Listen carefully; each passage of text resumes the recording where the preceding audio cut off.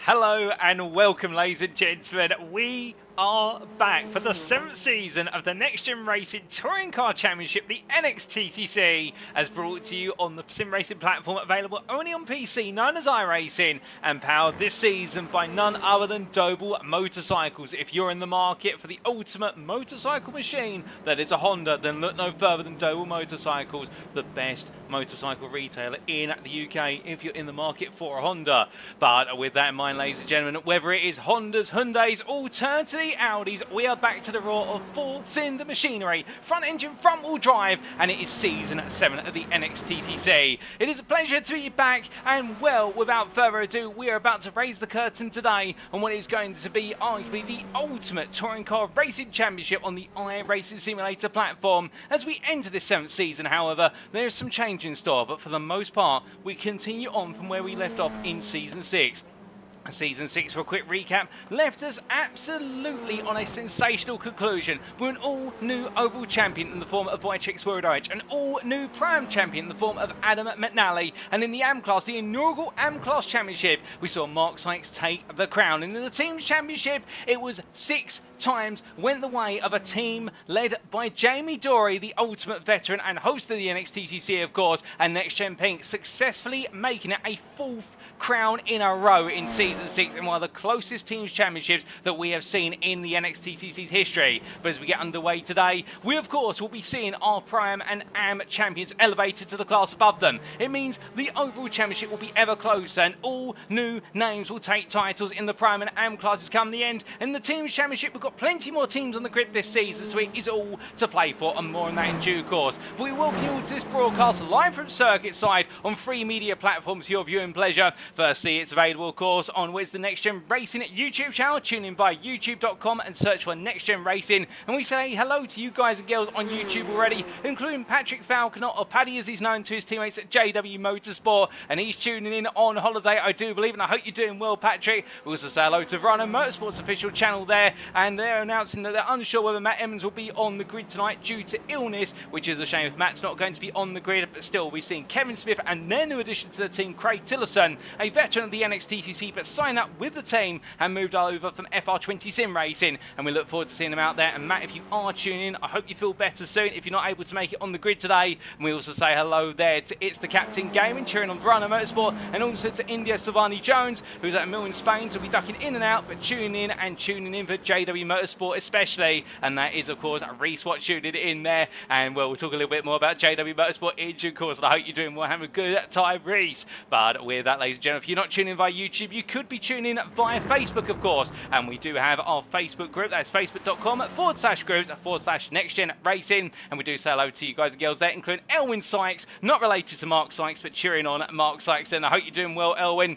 And we also do have Katie Eames there. And I'm doing fantastic, Katie. But more importantly, less about me and more about this series. It's fantastic to be back here, bringing it all to life once again. I hope you're doing well. And Katie there cheering on the Verano Motorsports teams as well. And well, we also do have the broadcast on the unofficial broadcast, of course, and that is on Twitch at twitch.tv/TX141. And well, you guys and girls can tune in via Twitch, and hello to those of you who are there. But you may be asking, who is TX141? Well, allow me to introduce myself as your host and commentator for this 7th season. My name is Paul Walsh, also known as TX141 or Britain the Spit, depending on what media you follow me on, and I will bring you all your racing action this season live from Circuit Side. And tonight, let's take you through your scheduled times in British Summer Time. That's BST, or Universal Coordinated Time +1. And well, as we can see, in just under what is 16 minutes time, we'll be going qualifying for the first time this season. 15 minutes in duration, all the drives out of the circuit, and with a grid bristling with over 40 signed up drivers, and we're expecting approximately 40 today. It is going to come thick and fast for those qualifying laps, and then straight after qualifying we'll be heading into our first race of the season, and arguably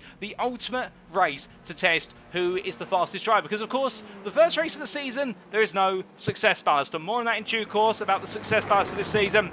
It will be the ultimate equality race, and we'll get to see our drivers all out there, 11 laps, all 3 races, and after that we'll take a brief breather before returning at approximately 9 o'clock for the build-up to race number 2, and then after another 11 laps of racing, we'll then take a breather before return at 9:45 for our final race of the day. Of course, it is the reverse grid race, race number 3, and well, that's always going to be a pleasant treat to tune in for, there's no doubt about it. But of course, we've said a lot about racing, but what about our circuit? We are here in Spain for the Circuit de Barcelona-Catalunya. More on it in due course, but this Spanish circuit, of course, one of the circuits that used as a pre-season testing circuit for Formula 1, and indeed in the class of Formula 1, it's a circuit that's not quite liked by drivers or teams in the fact that it's been run so often in testing that it does mean that everybody knows the circuit in and out, and it leads to some quite dry races. And well, that's appropriate, of course, because we do normally have the dry Spanish sunshine, I should say, and it's normally quite sultry, but we've got a lot of cloud here today. But we're not going to be seeing a dry race, no doubt about it, when it comes to the action out there. Indeed, if you're absolutely foaming at the mouth for touring car action, this circuit is going to deliver its multitude of corners, and indeed its flexible straights as well. There's something for everybody here. But without further ado, let's bring you on to that calendar then for this season. You've all been waiting to see it, and here it is. And as we can see, 10 rounds of racing, 28 races on the calendar for this season. You may be scratching your head and going, well, surely 3 races a week, and well, 3 times 10 equals 30. However, that's our first change of foot. As you may notice against round number 5 at Circuit de Spa-Francorchamps on the 20th of August, we have a little asterisk, and we'll come on to that very shortly. But let's walk you through that calendar. We start today on the 23rd of July 2024 with the Circuit de Barcelona-Catalunya in Spain. After today, we're making our way to neighbouring Germany on the European continent for the Hockenheimring Baden-Württemberg's National A circuit on the 30th of July. And then we'll be making our way over to Japan for a circuit we haven't seen in a while. Indeed, it was in season 3, and it was the place where Russell Fowler made an incredible debut in the Prime class. He's on the grid for this season, making it his 3rd season in the NXTCC. In fact, his 4th season, I believe, and it is on the 6th of August, the Fuji International Speedway's Grand Prix circuit. Then we're making our way to the United States of America across the Pacific Ocean for a new arrival in the NXTCC. It's been part of the iRacing simulator platform for eons, but it'll be the first time we take onto it, and that'll be the Charlotte Motor Speedway Roval, and what a wonderful circuit there on the 13th of August. And then we're making our way back to the European continent on the 20th of August for the Circuit de Spa-Francorchamps, and the legendary Belgian circuit will be the host of our first ever feature-length race round. Indeed, we won't be having 3 races in round number 5. We will be having 1 full-length 60-minute feature race with a reverse grid to boot, the details being finalised, but it does mean that it's going to be a very different style of race, and it's going to be one that I think everybody is going to absolutely enjoy, regardless whether they're driver or spectator, and more on that when we do get to race week of round number 5. We'll then be having our mid-season break, 2 weeks in duration due to scheduling, but after 2 weeks, our drivers will be fully refreshed as we make our way into September in full. On the 10th of September, we will return to the Circuit de Spa-Francorchamps in France, and while many of you may remember the French circuit all those seasons ago, back in what was season 5, if my memory serves me correctly, and how it delivered one of the most thrilling race threes. Indeed, all 3 races absolutely incredible. Race number 3 in particular, as it was the race when no prime driver wanted to win the race, it would seem. And then on the 17th of September at the Alton Park circuit, we will go to the island layout in the United Kingdom. And on the 24th of September, we make our way back to Japan for the second and final time this season for the one and only Suzuka International Racing Course. Of course, a circuit absolutely loved and was selected by it was our overall champion from previous season. And that was Wojciech Swirydowicz, of course. We'll then be making our way to the Brands Hatch Grand Prix circuit on the 1st of October as selected by our Pro-Am champion, and the British circuit making its way onto the calendar once again after being our season opener for season 6, and in our season finale on the 8th of October at the Autodromo Jose Carlos Pache will bring us all to a close. I do believe selected by our AM champion, unless I'm mistaken, and well, the Brazilian circuit there will absolutely deliver us a treat. There's no doubt about it to bring the curtain down. And indeed, the Brazilian circuit, the home in real life, and many a dramatic season finale. And it's quite funny, we have Suzuka and also Interlagos or Jose Carlos Pache in the last 3 rounds, and therefore we could say they could lead to some incredible scenes in the conclusion of this championship calendar if their run of form in real motorsport is anything to go by. But that is our calendar. It's locked in. The only exceptions will be if we do see Croft and Thruxton arrive on the iRacing Simulator platform as of the next season update, and that will coincide with the final 2 rounds of the season. There may be some polling to see whether we introduce Thruxton or Croft to the calendar right at the end, but more on that should it materialise. But for now, this is the calendar we race to for this season. But coming on to our circuit for today then, it is the only Circuit de Barcelona Catalunya Grand Prix layout, as located in the municipality of Montemelo, near the city of Spain. Well, not the city of Spain, I should say, near the city of Barcelona in the Spanish community of Catalonia in Spain. And well, as we can see from the circuit map provided by iRacing.com, thank you to iRacing, of course, for their brilliant simulator and the absolutely sublime track maps that come with it. This circuit with 16 corners has a little bit of everything. It starts off with an incredibly long start for this straight, one of the longest on the European continent, as our drivers roar their way down towards turn 1. But there we open up the first half of the lap, which is focused around medium to high speed corners. Through the sweeping right into left of turns 1 and 2, our drivers will expunge their way up towards turn number 3. As they do so, it's all about direction change out of 2 to set up the line for the long sweeping right-hander of 3. And as they get back on the throttle as soon as possible, they'll battle with understeer and throttle control to make the way out towards Repsol at turn number 4. Then into late apex right-hander, it's all about hitting that apex nice and late and getting the best possible throttle input on exit as they make the way downhill into the braking zone for turn number 5. Then into the first of 2 major hairpins on the circuit, they'll go hard on the anchors before rolling on off the brakes and making the way down towards turn number 7 by the kink of 6. And into TV3 corner, they'll go left-right at turns 7 and 8, by an uphill towards the absolutely difficult turn number 9. The reason why turn 9 is difficult, as it signals the end of the first half of the lap, is because it's an unsighted apex and it's also off camber, and a medium speed apex at that. You want to carry a lot of speed in, you want to go late as well, but you can't see the apex curb until you've turned in. And if you take too much curb, you'll be sent into the gravel trap on the outside, but take too little, however, and you'll lose all the speed down the mid-stretch as you make your way into the second half of the lap. Start off with like a hairpin. Our drivers will make the way into the heavy braking zone there, the scene of many an overtake in real and simulated motorsport, as they head in towards the left-hander, and as they exit out, then the uphill run through turns 11 and 12 as they sweep the way back on themselves through 12 into a Europe car at turn number 13. And it's the downhill run into the low-speed chicane at turns 14 and 15, or the RACC chicane, before coming out to Catalunya corner at turn 16 to complete lap and do it all over again. And as for our rules, well, to give you a reminder of the rules, of course, this is a fixed setup series with all our drivers are required to run a preordained setup as provided by the NXTGEN Racing Administration team. Driver classes are provisional currently, and they will be updated and finalised as the conclusion of round number 3, and we'll keep you posted on those class changes as we go over the season. The sprint races, well, the grids will be set as follows. The race 1 grid will be based on qualifying. The race 2 grid shall be set based on results of race 1. So that means where drivers finish in race 1, they start there for race number 2. And the race 3 grid, well, that's our reverse grid race, and it will be a partial reverse grid based on a raffle draw done here in the commentary booth, and we'll be drawing 2 lottery balls from the bowl, and we'll add the number numbers together and they'll add up to somewhere between P13 and P23, and that is where we reverse the grid from based on the results of race number 2. Each driver shall have one fast repair available in each race, and each race shall conclude after either the allotted lap amount, and that's 11 laps, or approximately 20 minutes of racing, or if we do get to 30 minutes due to safety cars, then we'll tie the race off there. Speaking of safety cars and stewarding, an independent race director returns this season to steward the races for track limit infringements and the deployment of the safety car. And as for those pesky track limits, of course, well, the first and second warnings, there's no penalty. On the third warning, it's a 5-second post-race time penalty. It's doubled to 10 on the fourth warning. On the fifth one, you've earned yourself a drive-through penalty that must be served within 3 laps of being awarded. And racing incidents, meanwhile, shall be reviewed post-round by the dedicated stewarding team.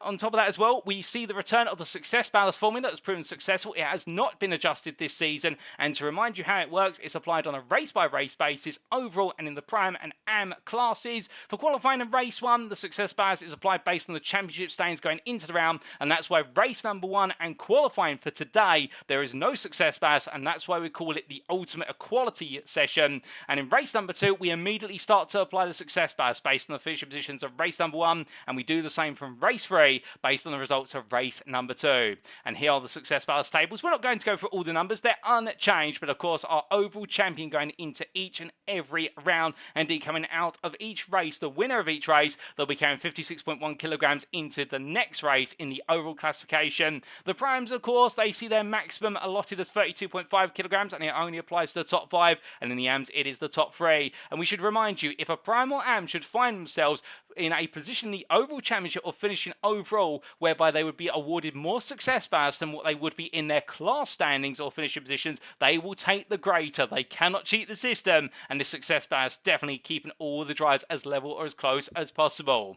But without further ado, ladies and gentlemen, we return to circuit side, and indeed in good time as well, as all our drivers get themselves set, and we haven't got long to go before we do go into that maiden qualifying session. And as we do look around, we look here to Doble Motorcycles newcomer on the grid, Andy Fox, or Andrew Fox, he's known in full, the number 21 driver, racing as part of the team for this season. And you'll see that Doble Motorsport are running a revised livery after their brilliant livery from season 6. They've decided to update it, and they're all going to be in the Audi RS3 for this season.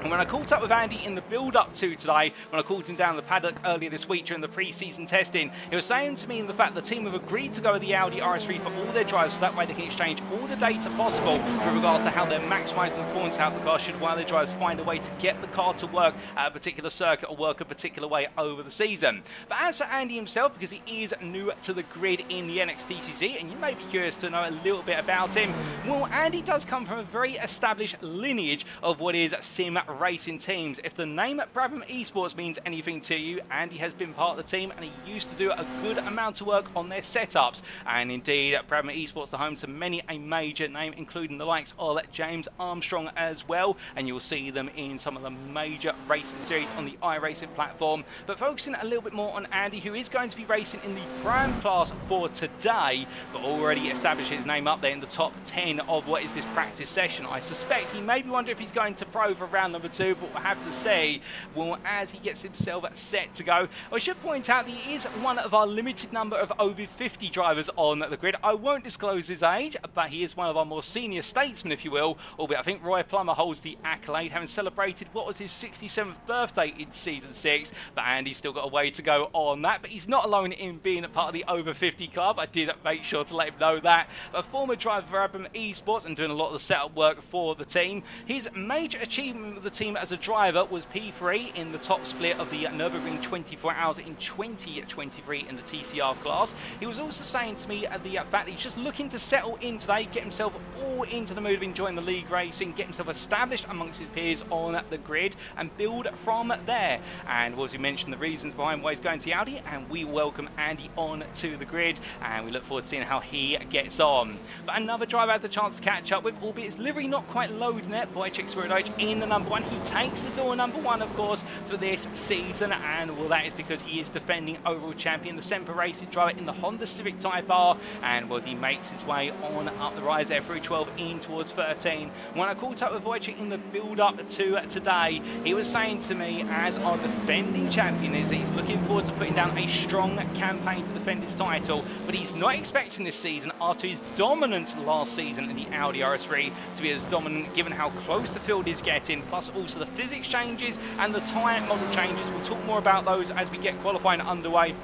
Never occurred to the Honda Civic, but he's expected it to be very close, and therefore he's looking forward to seeing just how close it's going to be in amongst all the field. But as he gets himself comfy set, he was also saying to me in the fact that he has adjusted to the new tyre model and the physics model, and he's feeling optimistic for this season, but he feels that the Honda Civic is the car to beat this season. Though the balance of performance has swung back to the Honda. Indeed, many of you may remember in our first 2 seasons of the NXTCC, it was the Honda versus the Hyundai Elantra. The Audi wasn't really there, and Hyundai Veloster seemed to do well at very specific moments where the circuit didn't really have a particular nature to it. Well, it was more of an all-rounder circuit. That's where the Hyundai Veloster shined, but right now the Honda Civic does seem to be the car to beat, and we're seeing that with the top 3 of this practice session all being Hondas. We also do have BTCC star from what is Pamax Racing, but representing Doble Sim Racing in the number 88 from Mikey Doble Racing. It is none other than Mikey Doble himself, and he's going to be in the Honda Civic, and I suspect that livery will load on the car when we do go into qualifying. Those liveries don't always load as we want them to in this practice session. We do apologise for that. We're working on it in the background, but Mikey looking forward to another campaign and looking to try and take the fight back to Wojciech this season after what was a very challenging campaign and perhaps his weakest campaign of his NXTCC career so far, although understandably Mikey prioritising not just this but also his BTCC efforts and doing well on the real motorsport circuit, and we look forward to plenty more of that when he does go with the racing resuming this weekend, and also the racing of course resuming today in the NXTCC. As he makes his way on through, we also do have some new names on the grid on top of Andrew Fox, and here is one of them, one of 3 drivers from an all-new team on the grid. I'm very happy to say, hailing up from the European continent, the combination Belgian and French team of Valkyrie Excite, and well, as they get themselves set in the number 6, you'll see in the Honda Civic Type R in the Pro class for this season, none other than Jonathan Robrex, and the Belgian driver getting himself all set and ready to go, and many eyebrows are raised down in the paddock when this team turned up, and well, I think right now they could be a team that's a bit of an unknown element on the grid, because it's not just Robrex here who we'll have to see how he gets on as he makes his way on down to turn number 5, but he's also joined by Loris Pascucci, who currently in the pit lane. You can see there the distant Honda Civic in the centre of your screen just in front of the Hyundai Veloster, and we also do have another member of the team, and that is Valentin Ambleur, who is joining the Frenchman, albeit I think currently in the pit lane and out of the car, but you will see him in the prime class. We've got Valkyrie Excite, and we look forward to seeing how they get on in their debut, and if I have butchered their team name, I do apologise. But as Nick Clemens makes his way on around the iRacing esports driver, always willing to give it his all as he gets himself set and well looking absolutely ready to go. And we do say hello to a couple more of you in the YouTube chat, I should say, including Sparks Theory, who's been a long time racer at the NXTGEN series, particularly on console. Indeed, I remember the days of covering at Sparks 3 in the BMW M4 League all those years ago. Also got Weber's racing there, cheering on the Full Tilt V Motorsport guys. Also got Ji Liu cheering on Andrew Fox, Lewis Mason as well, so an Aztec on top. But with that, ladies and gentlemen, we take our way to the top with a blimp camera here, because you know what time it is. Practice is over. It's time for the first session in anger. It is time for the opening qualifying session of the season, and who is going to come out on top? Let's find out. And immediately as all the drivers roar their way down the pit lane here, a good number of them already going on a mission down towards turn number 1, including Jamie Dory. Everyone eager to get out there, and I think they've all been chomping at the bit. And as they make their way in towards turns 1 and 2, we can see the next gen pink teammates there of Dory and McCluskey both getting themselves set up to be at the front of the field immediately. And I suspect qualifying this season is going to be ever more critical in terms of being the first out the pit. Now, why do we say that? Well, let's take a step back here and talk about something we alluded to a little bit earlier on in practice, and that, of course, was the change in the tyre and the physics model, but it's particularly the tyre model. Over the course of the last 6 seasons, we have seen the tyre model evolve to a point whereby the tyres could be pushed quite aggressively, in the words of the drivers, in qualifying, where you didn't really need to change the tyre over the course of a 15-minute qualifying session. You were more restricted by the fuel you had in the car and finding your place out in circuit. But now we have moved into a position whereby the tyres warm up very quickly after 1 out lap, on indeed a bit of a flying lap. They're normally in the zone, whereas it previously took the out lap plus 2 or more flying laps to get them into the ideal temperature zone. But with the tyres heating up faster, but it also means that they're pushed too hard too soon, then you will lose the grip of the compound after about 3 or 4 qualifying laps. So that is going to change the dynamic of qualifying, in the fact we may see some drivers actually have to come into the pits in order to put on a fresh set of boots, rather than in previous seasons where we've seen our drivers just take one set of tyres and normally go all the way through qualifying unless they've had a major off track or reset to the pits to buy themselves some space out on circuit. And when I caught up with Jamie Dory, he was telling me quite a bit about that and giving me the insights with regards to the tyre compound. And our 2-time overall champion, our 6-time team champion driver, was also telling me that he's looking forward to the season ahead and thinks that the new tyre model will also make tyre management in the races quite critical in terms of making that compound last when you've got the success ballast in the car. And well, with regards to the physics model, that meanwhile has led to a few question marks from some of our drivers as to how the physics model will play, because previously we have seen these touring car racing machines are normally able to lean on each other quite heavily, whereas as of this season it does seem as though contacts now normally lead to cars going into the gravel or to the wall quite rapidly, so therefore that is going to be on the minds of our drivers that contacts are going to be ever more punishing. But as our drivers make their way onto their first flying laps, let's look to one of our Verano Motorsport drivers making his debut for Verano Motorsport today. It is none other than Craig Tillerson, as we mentioned previously, racing under the banner of FR20 Sim Racing or Fusion Racing for the last couple of seasons. He's now moved to work with Verano Motorsport, and the team are absolutely happy to have him, and he'll be looking to try and put on a good charge in the AM class over this season. And when I had a chat with Craig, he was just excited to be part of the team and looking to see where he could develop from there, and that's always a positive thing to hear. And indeed, racing as part of a team rather than as a little bit of a solo effort can always lead to you finding those extra attempts, as in a way it becomes a bit of a competition between you and your teammates to see who can be the fastest, but simultaneously learning off each other. But speaking of learning of each other, we do see the return in the AM class of not just Tillerson, but also Roy Plummer. Here he is racing for what I believe this season is our next-gen yellow team. And as he makes fun around there, Hyundai Elantra, one of our older members of the grid, if not our oldest driver on the grid, but by no means less tenacious. And he's looking forward to seeing how he can get on with a fully mounted championship campaign as he makes his way onwards towards turn number 7. But as he does so, let's also take a look to some of our Pro-Am drivers, including a livery specialist for Mark Sykes Designs. It is the one and only Mark Sykes, and he flashes lights down, I think more to signal the driver in front of him rather than to know he's on camera, but he makes his way down towards turn number 10. We're going to the Hyundai Elantra for this season, a change of car, previously running the Audi RS3, but when I did have a chat to Mark in the build-up to today, what he was saying to me is that his target for this season, given he's been promoted to the Pro-Am class, is just to simply get his head down, stay out of trouble, and target a top 15 in the Pro-Am Championship through an approach of consistency over outright pace. And he's going to learn as the season goes on and just see how far he can go and push it to the limit. And an absolutely stacked Pro-Am class as well. I suspect he's going to be trying to push a little bit higher than the top 15. I suspect he'll be going for top 10. But as the drivers make the way to the line, get their first laps on the board, well, here they all come on through. And as they do, well, unfortunately, livery's still not loading. It's refusing to budge, but we'll try and get it to budge. Wojciech Swirydowicz there makes his way on around through turn number 5. He's the fastest driver currently on the 56.464. And will the Honda Civic Type R driver absolutely on the attack from the outset here and looking to carry on from where he left off at the end of season 6, only what was 5 weeks ago. And he is arguably one of the favourites here to try and defend that title. But then again, we've also got Adam Delman, who correctly analysed there by India Silvani Jones, saying Delman on fire there in the YouTube chat, and indeed he is, as the SRL with Next Gen driver makes his way up towards what is turn number 9 there, in a very different livery for the SRL team.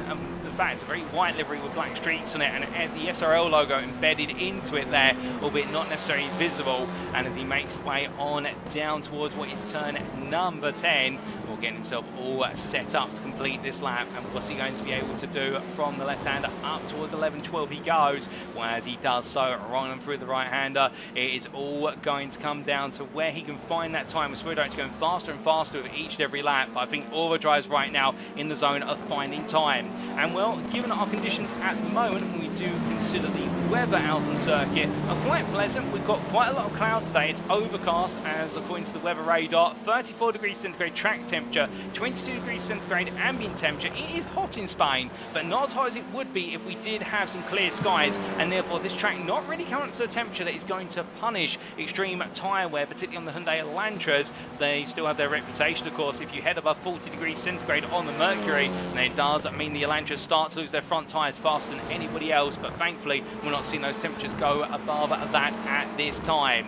But as he makes his way on through, speaking of hot weather, and indeed some individuals who are enjoying themselves out there, and I mean in Spain, I do believe. Well, this one in Spain, that is a Reese, of course, of JW Motorsport, but also another JW Motorsport driver who is on holiday is none other than Patrick Falconer. And well, when I had the chance to catch up briefly with Luke Jones, one of a very limited number of JW Motorsport crew drivers here today, the first thing he asked me to say is that he's a little bit disappointed not to have Reese and Patrick on the grid today, but he completely understands why. He believes that Reese might be tending to his hair, but I believe he is on holiday, to be fair, and meanwhile that Patrick's not there because of holiday as well. But Luke Jones is going to be flying the JW Motorsport banner, and his whole game this season alongside teammate Ian Manners, who you'll see on the grid, and here he is in a very differently coloured car, is simply to try and beat his teammates, particularly Ian, as they make their way around together in Hyundai Veloster. And we're going to be seeing Reese and what will be Patrick on the grid from round 2 onwards. But as we reach the halfway point of this qualifying session, let's talk a little bit more about those qualifying times and start off with our AM class then, and the full Doble Motorsport crew doing well with Mark Kent here, who's currently leading the AM class in qualifying, as he also leads and leaps his way into the air there over the apex of turn number 9, taking that sausage curve a little bit too high, but the Hyundai Veloster coming crashing down to earth with control, and lovely car control there for Mark Kent, who is currently what is the best part of 2.5 tenths faster than Matt Emmons, currently second in the AM class, P23 through to P25 for the two of them. Marcel Frisch ciphered himself in between there, with the Austrian driver from WS Racing Esports continuing to struggle in qualifying. It would seem a lot of race pace we saw in the latter half of Season 6, but right now starting to find himself once again hitting those qualifying woes in P24, but he's still got time to try and improve.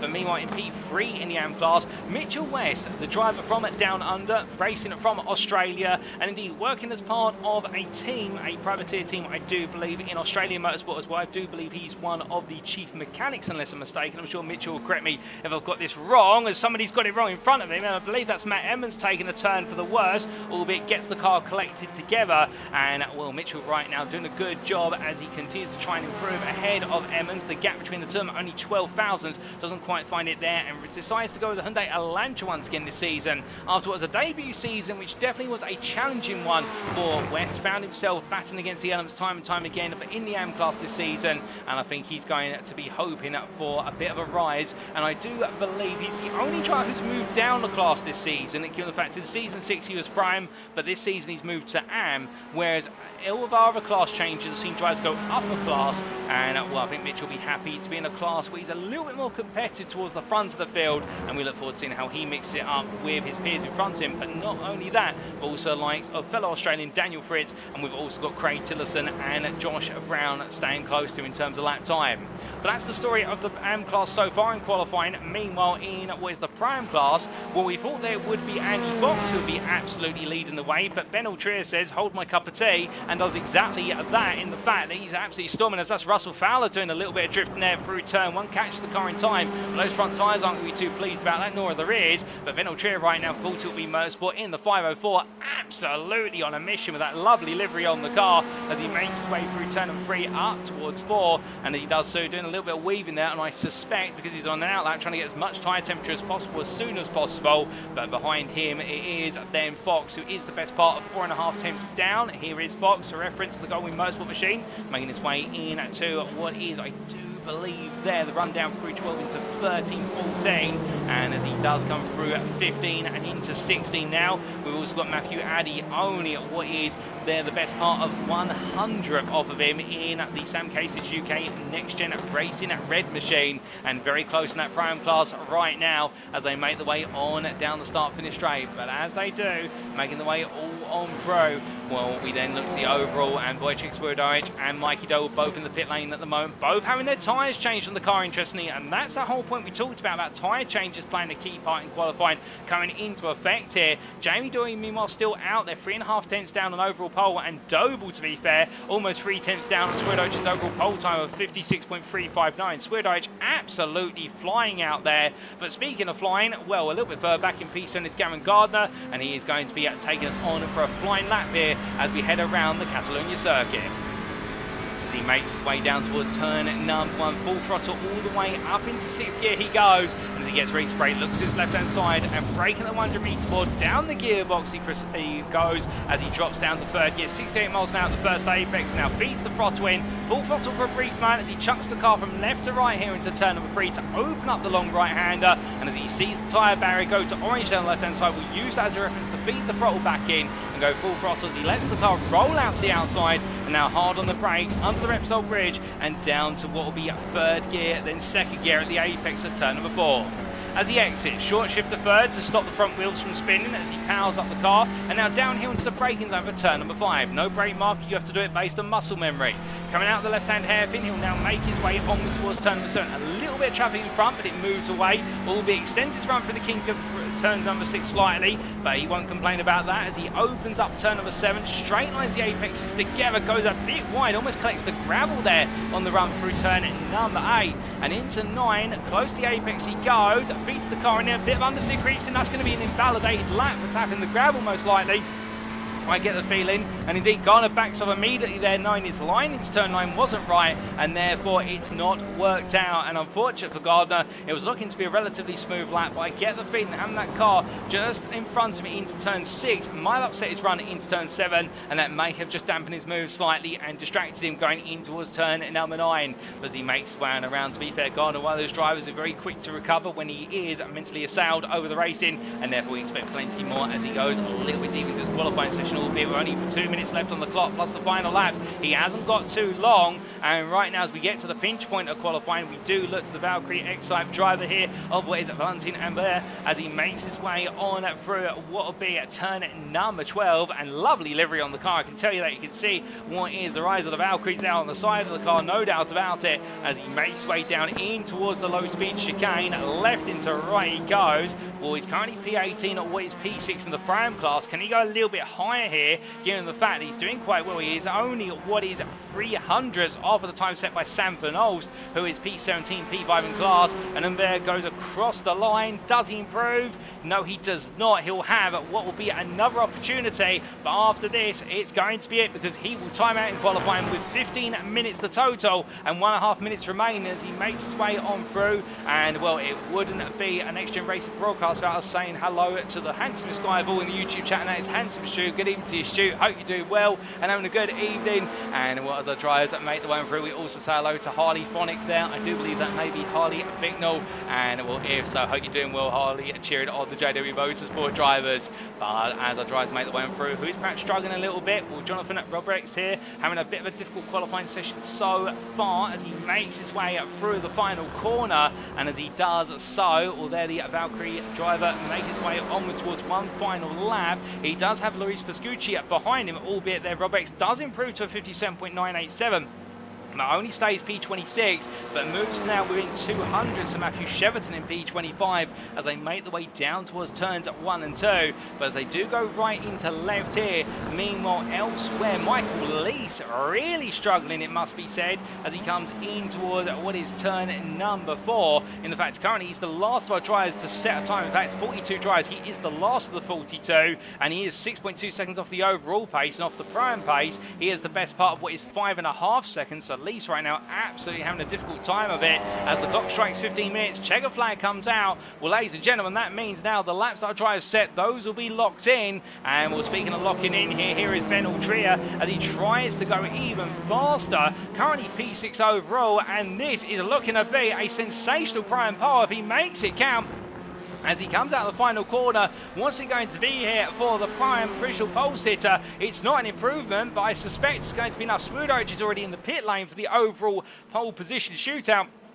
And Mikey Doble was still 2.5 tenths behind as those times come on in. Anybody else improving out there? Well, Wayne Douglas heads to line the next gen pink drivers. See a flash of lights there for Alan McCarron. I think he feels he's been impeded of some description. Douglas improves to P17. Russell Fowler does not improve behind, stays P16 just about. We've also got newcomer Sam Bradley heading down towards the last couple of corners, racing for SRL with next gen gold as he goes on through turn number 12 into 13 and then 14, 15. Can he find some more time out? We've still got a few drives out there. Michael Lease is about to cross the line as I look at my commentary booth window. Lease currently P42 as he left it all to the last moment, and I believe, yes, he has. Michael Lease has jumped up to P29. Bradley into the pits. He's not going to improve from P4 AM or P34 overall. We've got more to come, however, including none other than what is, I do believe, Andrew Pite, the sole sim racing collective car on the grid for this season. He's not improved. He comes into the pits. One car does come across the line. That was, I think it was Mark Sykes. Doesn't improve from P24. But with that, ladies and gentlemen, unless I'm mistaken, that is qualifying complete. And with that, well, it is, as he started off, well, as he concluded the previous season, hold the fort. In fact, that's Daniel Fritz coming to line. Does Daniel Fritz improve?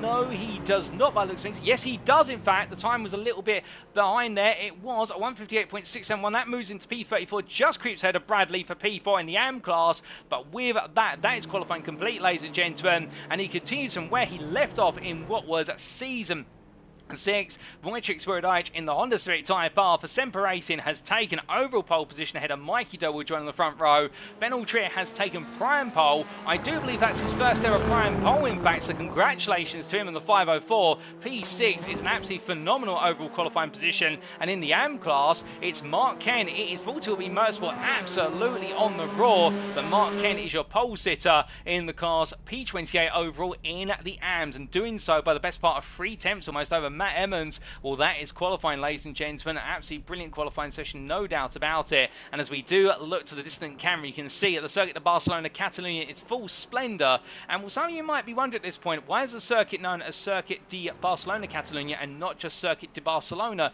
given the fact the circuit is located close to what is Barcelona? Well, it was named that up to 2013, and then as of a sponsorship agreement with Catalunya, Catalunya was added to the title name. But coming from titles to accolades, we've seen our drivers who've taken pole position in their respective classes in overall, and now as they make the way to the grid, this is how they'll line up for our season opening race.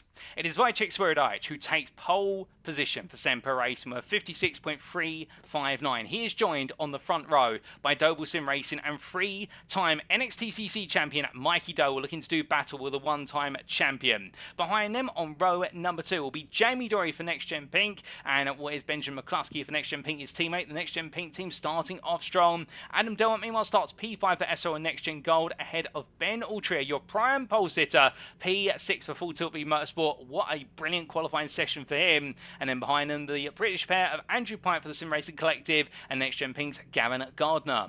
Isaac Doble starts P9 for Doble Sim Racing, joined to complete the top 10 by Adam McNally for SRL with Next Gen Gold. And then we have Bester SP11 Lee Horn for Next Gen Blue, and he is joined on that 6th row of the grid by Andy Fox for Goldwing Motorsport there. 2nd place Pro-Am qualifier. Congratulations to him on his debut qualifying session. A good start to his season. And then we'll see on row number 7 Matthew Addy for Next Gen Blue and Loris Buscucci for Valkyrie X-Type. And a great debut qualifying session there to be inside the top 15 overall for the Belgian in such a close field. We then have Nick Clemens who lines up on the 8th row of the grid for iRacing Esports, joined by Russell Fowler for Performance Link Esports. And then we do have the Britain and Belgian of Wayne Douglas for Next Gen Pink and Sam Van Ols for Goldwing Motorsport. Behind them, it is then going to be the pair of what will be Valentin Humbert for Valkyrie X-Type, the Frenchman being joined by Liam Silkstone for SRL with Next Gen Gold. And then from those two drivers, we do have outside the top 20 lineup in the 11th row of the grid, Alan McCain for iRacing Esports and Ian Manners for JW Motorsport. P23, it's Joe Doble for Doble Sim Racing, who in the Nankang Thai King BMW Compact Cup in real life is doing a fantastic job, but qualifying escaping him here, it would seem, in today's session, and therefore he's got hard work to do from P23 on the grid, but he is joined by Mark Sykes for Next Gen Blue, who puts on a reasonable Pro-Am debut qualifying session on the 12th row of the grid. On row 13, it's Matthew Cheverton, who starts P25 for Aztec Racing, joined by Jonathan Robrex for Valkyrie X-Type, And then we do have Marcel Fritsch, P27 for WS Racing Esports. Those qualifying woes once again biting him. And Mark Ken takes the AM pole position for Full Tilt B Motorsport P28. Well done to him. Michael Lees and Duncan Moraes complete your top 30 for JW Motorsport and Goldwyn Motorsport apiece. And then we do have Matt Emmons starting P31 for Verano Motorsport, joined by Mitchell West for Mitch West Performance P32. Luke Jones is P33 for JW Motorsport, joined by Daniel Fritz for Whiskey Runners Racing. And then we do have on the 18th row of the grid Sam Bradley for SO and NXTGEN Gold, and then Craig Tillerson for Verano Motorsport.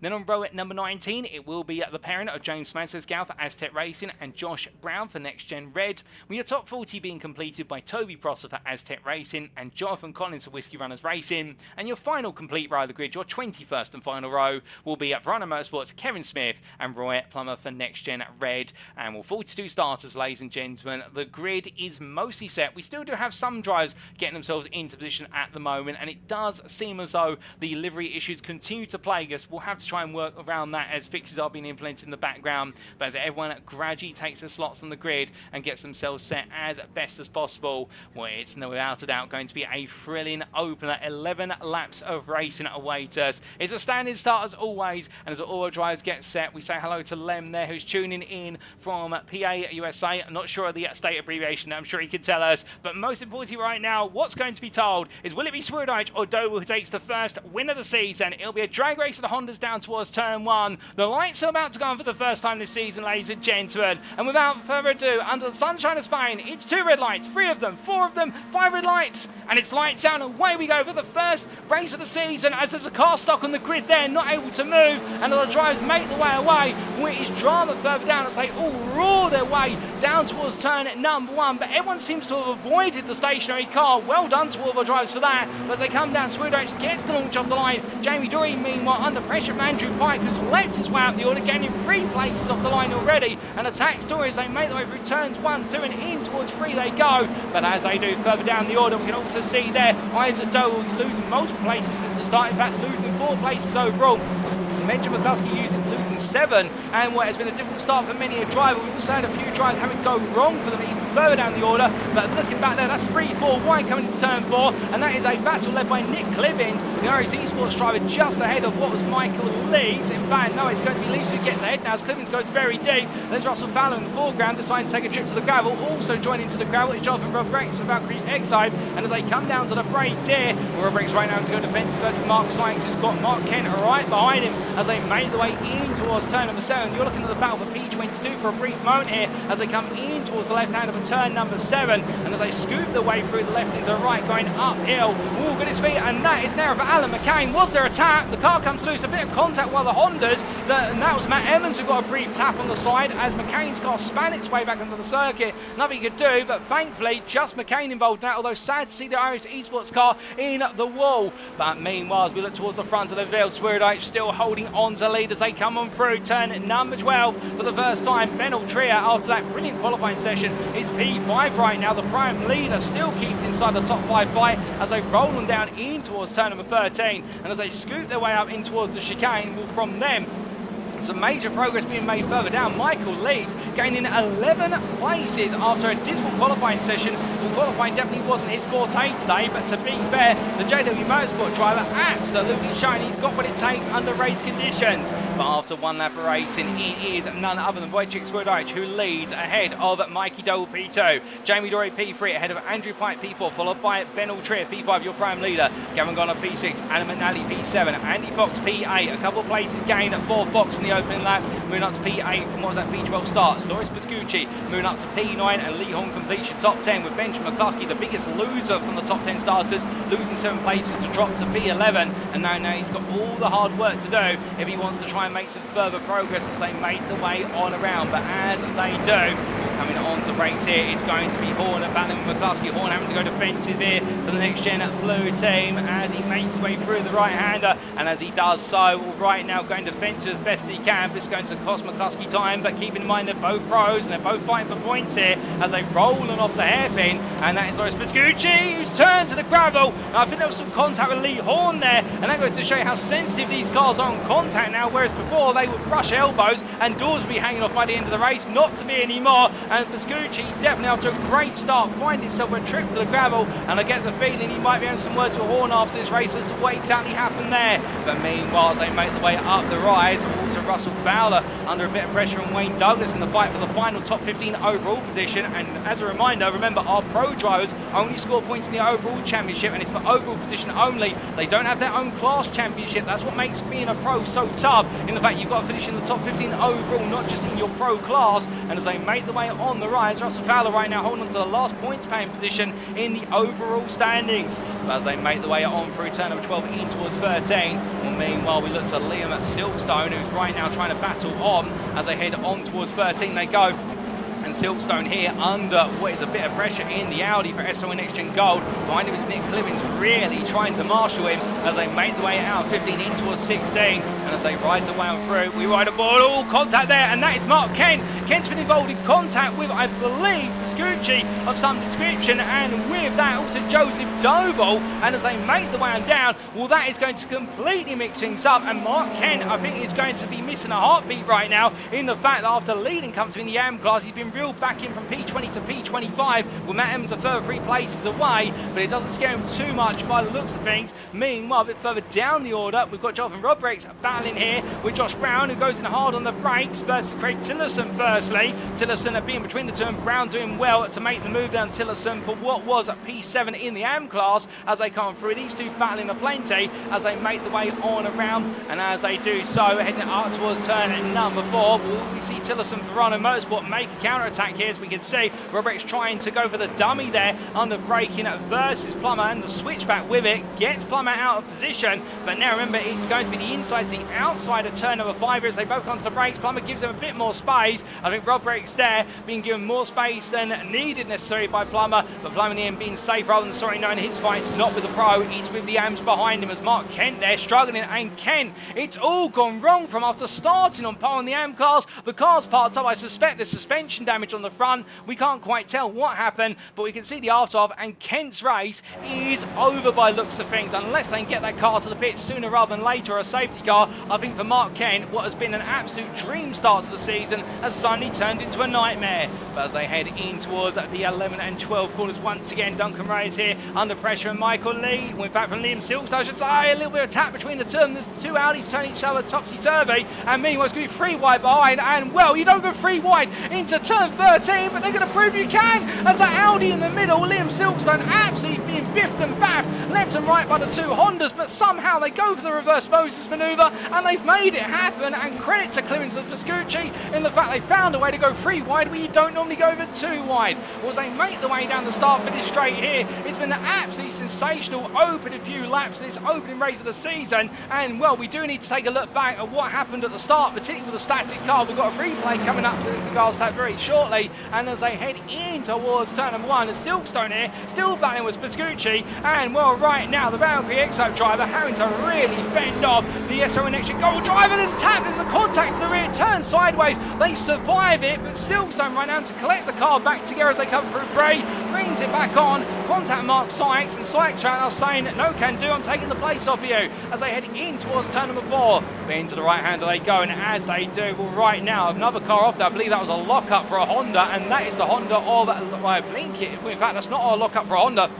I believe that's the Hyundai of Matthew Sheraton that's taken a trip out, and the Aztec Racing drivers, they all make contact, and Sykes there coming into the side of what was Pascucci, and I think these two right now definitely are being beaten and bruised, particularly Pascucci's car as they head in towards turn at number 7, and the gloves are starting to come off here as we get towards the midway point of this race, and in the midfield it definitely right now is starting to become more and more dramatic as Smash Scout in the new Aztec livery machine making his way on the inside of Pascucci. Does he get the place? He does. The Honda tries to outpace the Elantra, but we know the Elantra's got an acceleration advantage that hasn't changed in the mid-season as they make the way in towards what is turn number 10. Smazascal gains the place, as meanwhile in the battle for the AM lead, well, it's 2 drivers who, one of whom has taken multiple AM wins and one of whom is making his debut in the AM class, and well, it's Bradley, the newcomer, chasing after the established season 6 driver Matt Evans. The Verano Motorsport driver leads the AM class in the fight for P26 overall, and Bradley right now for SRO NXTGEN Gold is looking to chase, and the two Hondas that are shown as white on your screen, albeit you can see the black marks on the SRO NXTGEN Gold chasing car. That is Bradley there to be able to discern the two as they make the way on through turn number 16. But as they do, well, we take a moment to take a look back at what happened at the start of the race with that race start.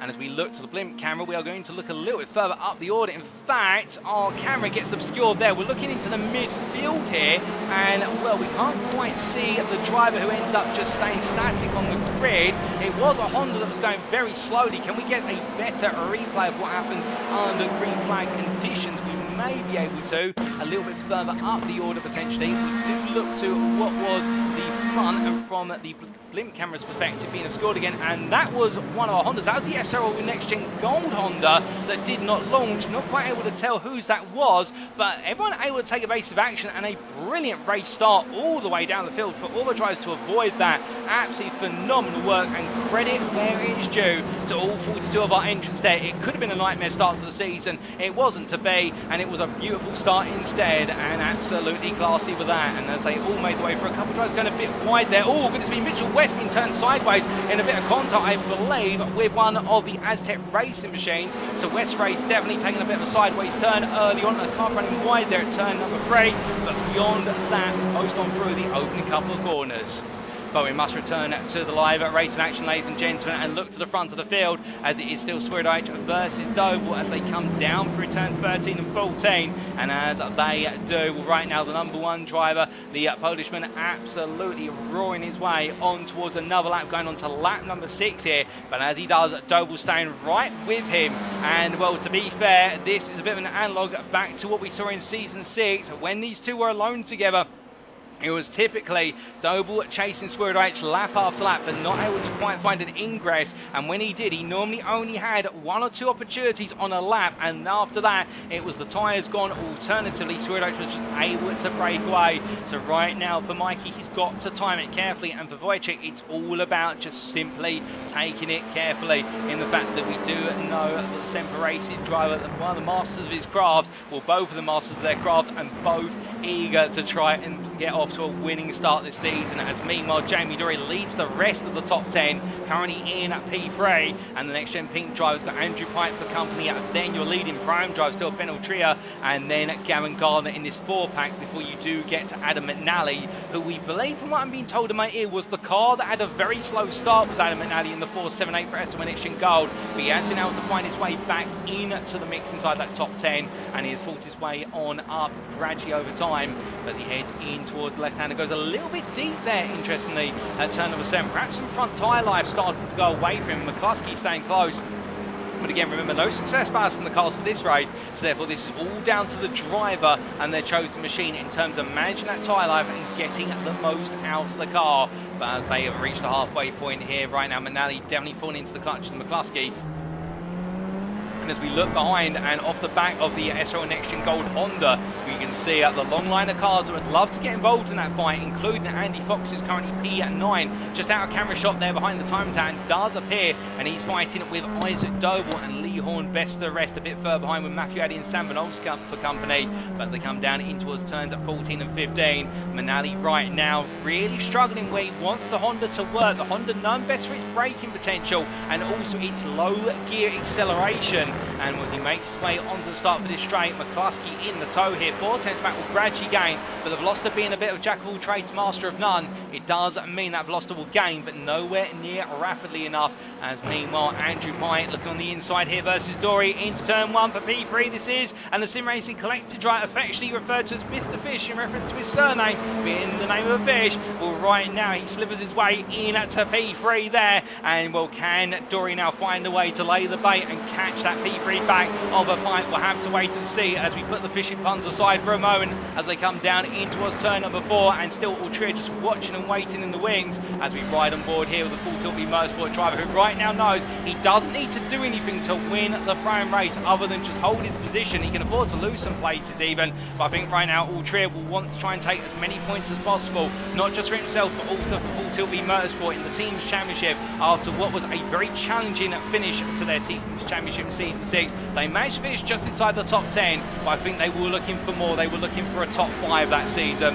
But as they make the way up towards turn number 9, we can see here Dory really now starting to go later and later into the apex of the rear of that Veloster, sliding loose. Aldria, meanwhile, absolutely pinpoint precise. And I get the feeling that Dory might be running a lot more brake bias towards the rear of the car. In fact, I think when I overheard the setup engineers working on the car yesterday in the final practice session pre-season, they were pushing the brake bias as far as they could towards the rear to essentially make the car want to oversteer under braking, and will absolutely sketchy rear and will give you plenty of rotation, but it also makes it a hard car to drive. But meanwhile, speaking of rock and hard plays, here is one for none other than Matthew Addy as he looks to battle his way around the outside of Lee Horn through turn number 12 into 13 they go, and as they do, well, that's going to be Sam Van Olsen who tries to take a cheeky peek up the inside through 13, swings it for the cutback there through the chicane, but Addy says no you don't in the battle of the two Audis, and Horn right now keeps him at bay as they roll on down towards another lap, going on to lap number 8, and as they do, well, not long left in this race now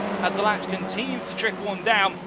But as they do, we've got some drama further down the order. Matthew Sheraton has been involved in a major incident that's seen him drop all the way down to the bottom end of the top 35, and here's the replay.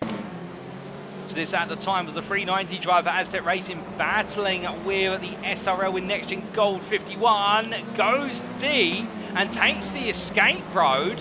And, well, a bit of an odd moment there for Sheraton. The car just looks like it parked up. Was there some netco contact? Turns the steering to the left. I think there might have been some netco contact. It's broken the front suspension of the car because you can see the car just sat there, not cooperating, unless there's something we don't know about. But drama for Matthew Sheraton in the late stage of this race. Might be able to gain an insight after the race from it if I can try and get a word down in the garage. But meanwhile, as they make the way down in towards turn number 5, we look back to that battle for the bottom end of the top 10. And right now, Isaac Doe just gradually putting away from Lee Horn, the Honda, right now under pressure from the two Audis of Addy and Van Olst. And well, these two Audis are battling for P3 in the prime class with Valentin and behind the Frenchman right now on the attack for Valkyrie Excite as they head in towards the right-hander at turn number 9, and having a great debut is the number 4 driver from France in right now holding a solid top 5 in the prime class, holding a position inside the overall top 15 as well, which means some overall points will come his way. You couldn't ask for better in this calibre of field, and as he heads in towards the left-hander at turn number 10, I think the team will be very happy given the fact that he is the highest member of the team right now and he is their prime driver. Meanwhile, Rob Rex and also Pascucci are a bit further down the order as their two pros, albeit Pascucci involved in a multitude of incidents, not necessarily his fault, which knocked him out of the top 20. And well, speaking of Pascucci, here he is on camera now as he makes his way up the rise through what is turn number 11 into 12, and as he does so, the Valkyrie X-Type driver from Belgium will be hoping that race number 2 is going to be a bit more favourable. But as he comes on down the hill will mean, while we talk more about the AM class for a brief moment, here is Matt Evans from Brano Motorsport as he goes left into right here through turns 14 and 15, and as he does so, he's been able to put Marcel Fritsch comfortably between himself and Sam Bradley. And will the debutant SRL with NXTGEN Gold driver, currently P2 in the AM class, he's got Rob Rex and Delmont behind, but they're both pros, and it's Jonathan Collins, one of the drivers who's widely tipped to be a favourite in the AM Championship this season, the Whiskey Runners Racing driver in the Veloster, running a solid P3, and we know that Collins, once he got his first podium last season in Season 6, the podiums kept coming thick and fast, but meanwhile, moves are coming thick and fast. That's Adam Delmont with a dive to the inside into turn 1 on Rob Rex. I don't think the Belgian driver saw it coming from the Englishman, and the SO NXTGEN Gold driver gets it done initially on the uptake through turn number 3. A lovely move there late under braking, and well, for Adam Delmont, he is one of the last late breakers, and knowing exactly how late you can brake in that Honda and getting it exactly right. And let's take a look at a replay of that. Making his way on down to the braking zone here, and Adam Delmont right now late on the brakes, swings it to the inside when he lifts off the brakes, and well, in the end, I think that was just as much a moment of, if I don't turn it, I'm going to tap the rear of my rival, as it was, you know what, the door's open, I'm going to go for it. But what a move in the end from Delmont, and making it count immediately. But as we return it to your live racing pictures, now Rob Rex right back behind him. Meanwhile, we can see there Collins, given the fact he's become essentially beached against the two cars in front of him, given the amount of battling, he's now under pressure from what is Bradley. In fact, Bradley has been overtaken. I believe Bradley's made a mistake and Collins has found his way on through. That's happened off camera whilst we're looking at the replay. So therefore, Jonathan Collins right now getting a place, but here comes Bradley back up the inside of Collins. This is the fight for P2 in the AM class. It's a big moment for these two as they make the way on through turn 10, and Collins holds the outside to inside run up into turn number 12. Great defensive drive from Collins there, knowing which corners are coming next and deciding to put himself in the right place at the right time to defend, and Bradley has to back off the battle. But as they make the way on down in towards the chicane, meanwhile Isaac Doble fighting with Lee Horn here, and well, these two fought plenty in Season 6, and they're continuing that rivalry, a very friendly rivalry at that. Isaac Doble on the inside there for Doble Sim Racing, takes P10, meanwhile behind Matthew Addy and Sam Bernals. Well, this is getting very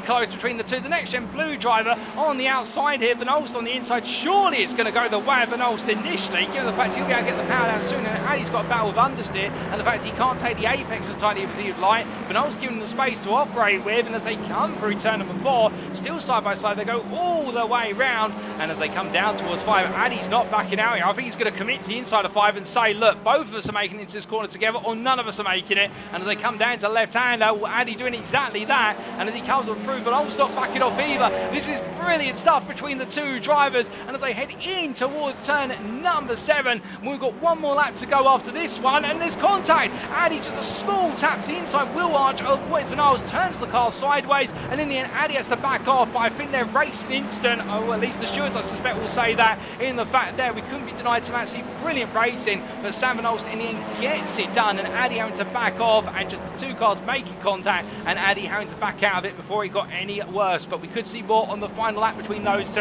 as I think right now Addy will get himself all reconsolidated again. Meanwhile, some late drama in the AM battle for P2. Jonathan Collins, I believe, has had to retire the car due to a technical disconnect, and if so, that means Bradley's up to P2 and out, and Daniel Fritz is now your third place AM driver. Meanwhile, Russell Fowler here, taking a bit of grass, he does so, but looking up the inside of Nick Clibbins for what is P15. These two fighting over the final overall points for this race, and Clibbins right now doesn't want to back off. Fowler doesn't either, and Fowler right now, when he found out he was pro driver as of this season, he was a little bit nervous in the fact he expected to be pro-am, but right now he's not letting that nervousness show, as he does lose P15 to Clibbins, but he's got Silkstone behind the pro-am driver knock on his door, and Fowler right now putting in a great show all the same as they head on to their respective final lap. But as they come on down towards turn at number 1, will we see a move from Silkstone here? The Honda struggles against the Audi on the long straight, but meanwhile Audi on Audi here, it's all about the time. Silkstone looks to the inside, and well, in the end Clemens is going to be bought all the time in the world, not to have to worry about this battle. Silkstone goes to the inside, now to the outside, seals the door shut through turn 2, and Fowler loses another place there, and I think Fowler just running out of steam on the final lap. Meanwhile, further up the road, Jamie Dory still holding on to P4 with Pike passing him. Now Dory's having to try and put the cork in the proverbial bottle against the prime leader of Benaltria as they head in towards turn number 7. The full tilt Motorsport Pro-Am leader right now absolutely refusing to give in, trying to go for P4 here, but it looks as though Dory might just have this sealed shut as they head in towards the right-hander in 9. Again, Benjamin McCluskey behind, but I think Next Gen Pink here are trying to work up something to get both their drivers into that top 5 if they can. I think Dory might be trying to get Ultria to be backed into McCluskey. Here comes McCluskey. Does he look for the move on the inside into 10? No, he doesn't. Too far back, and Ultria able to match him for braking potential as they come through the left-hander in towards 12.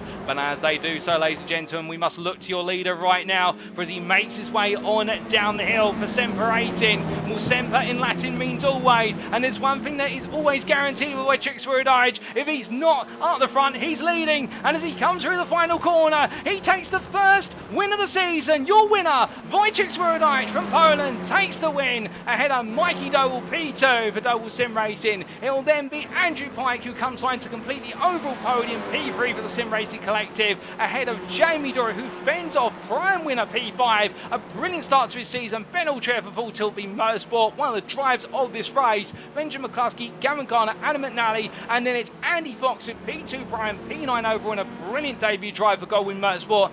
Isaac Doble completes your top 10 ahead of Best of the Rest, Lee Horn at P11. Meanwhile, at the bottom end of the top 15, Nick Clemens takes the final overall points for a P15 overall. But what about in the AM class? Well, it's going to be a run to a line, but for Matt Emmons, he doesn't have to worry about pressure because it's not with an AM he's battling, but he takes the AM win for Rano Motorsport. A brilliant drive there from the 72 driver, P24 overall, ahead of Sam Bradley, who on his debut for SO and Next Gen Gold takes P2 and P28 overall. And Daniel Fritz in a late turn at the demise of his teammate, the Whiskey Runners racing driver, will take P3 in the AM class with a P30 overall. That'll be a bittersweet moment there to be on the podium, and it would have gone the way of Collins potentially, but they'll analyse what happened after the race. Josh Brown P4 in the AM class in a great performance there for the Next Gen Red driver, and Mitchell West P5 in the AM class with a great recovery after that nightmare start that saw him going sideways into turn number 2.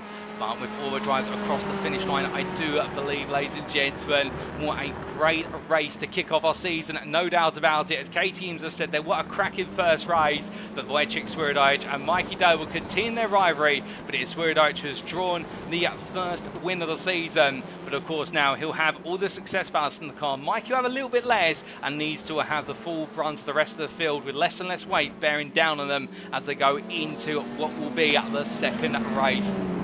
Andrew Pike as well, the sole Sim Racing Collective driver, looking a bit lonely, that Honda in its colours compared to what is the other teams out there. But to be fair, a solo effort and a brilliant one of that to be on at the podium. And well, he was saying to me in the build-up to today that he wanted to refine that consistency, to refine those podiums of previous seasons, because he has been a 2-time third-place finisher in the overall championship in what was, I do believe, season 3 and also at season 5. And well, that third place will be exactly what the doctor ordered. Ben Altria there as well, your pro and winner of the Full Tilt Motorsport driver, will be absolutely ecstatic with that after a brilliant qualifying session ahead of Andy Fox, who on the second spot of the Pram podium, the Goldwing Motorsport driver, a solid drive to start off his championship campaign. And Sam Van Olf's third place in the AM class, just ahead of Matthew Addy, but a great battle between the two Pram drivers, and in the end it went the way of Van Olf's to the two Audis. But meanwhile, Matt Emmons comes on down at pit lane now, and as he does so, well, as he makes his way into the pit, he'll be absolutely pleased as punch, given the fact he's not feeling 100% to be sickly, but still out there and putting the win together. After, of course, a bit of fortune with the retirement of Mark Kent, but he'll still take that fortune with both hands. Sam Bradley there with the second place AM finish on his debut, and Daniel Fritz being at the last of the podium finishers in the AM class. But as the circuit falls silent, ladies and gentlemen, well, it's time to take a look at those race results subject to any stewards' inquiries, and here they are. So for our first race of round 1 of season 7 of the Next Gen Racing Touring Car Championship powered by Doble Motorcycles, we can see Wojciech Swirydowicz taking the win for Semper Racing by 1.8 seconds over Doble Sim Racing's Mikey Doble. Andrew Pike P3 there for the Sim Racing Collective, completing what was your overall podium, and a brilliant drive from all 3 of our pro drivers ahead of Jamie Dory, who did well for Next Gen Pink to fend off the charge from Ben Altria. Firstly, your pro and winner. Congratulations to the Full Tilt Motorsport driver, and also his first ever, I do believe, in a race outside a reverse grid race. His first ever overall top 5. Altria absolutely on flying form, it must be said, in the 504. And then Benjamin McCluskey at P6 for Next Gen Pink, head of teammate Gavin Carner. But Next Gen Pink, all 3 drivers there inside the top 10. That's exactly what they've wanted to start off their championship campaign. Adam McNally, P8 for STL Next Gen Gold after a dramatic start, which saw him stationary on the start-finish line. Well, in the end, he got it underway, and P8 was his achievement of the day. Head of Andy Fox, should run up in the Prime class for Goldwing Motorsport, and Isaac Doble completing the top 10 for Doble Sim Racing. Lee Horn, P11, best rest for Next Gen Blue, and then as we can see, Sam Van Olst, Matthew Addy, Valentin Humbert, and Nick Clemens completing your top 15. And we'll special mention to Sam Van Olst for Goldwing Motorsport for completing the Pro and Podium, and also a mini mention to Valkyrie X-Hypes, Valentin Humbert, for having a great start to his season, picking up overall points and also a top 5 finish in the Prime class in the number 4.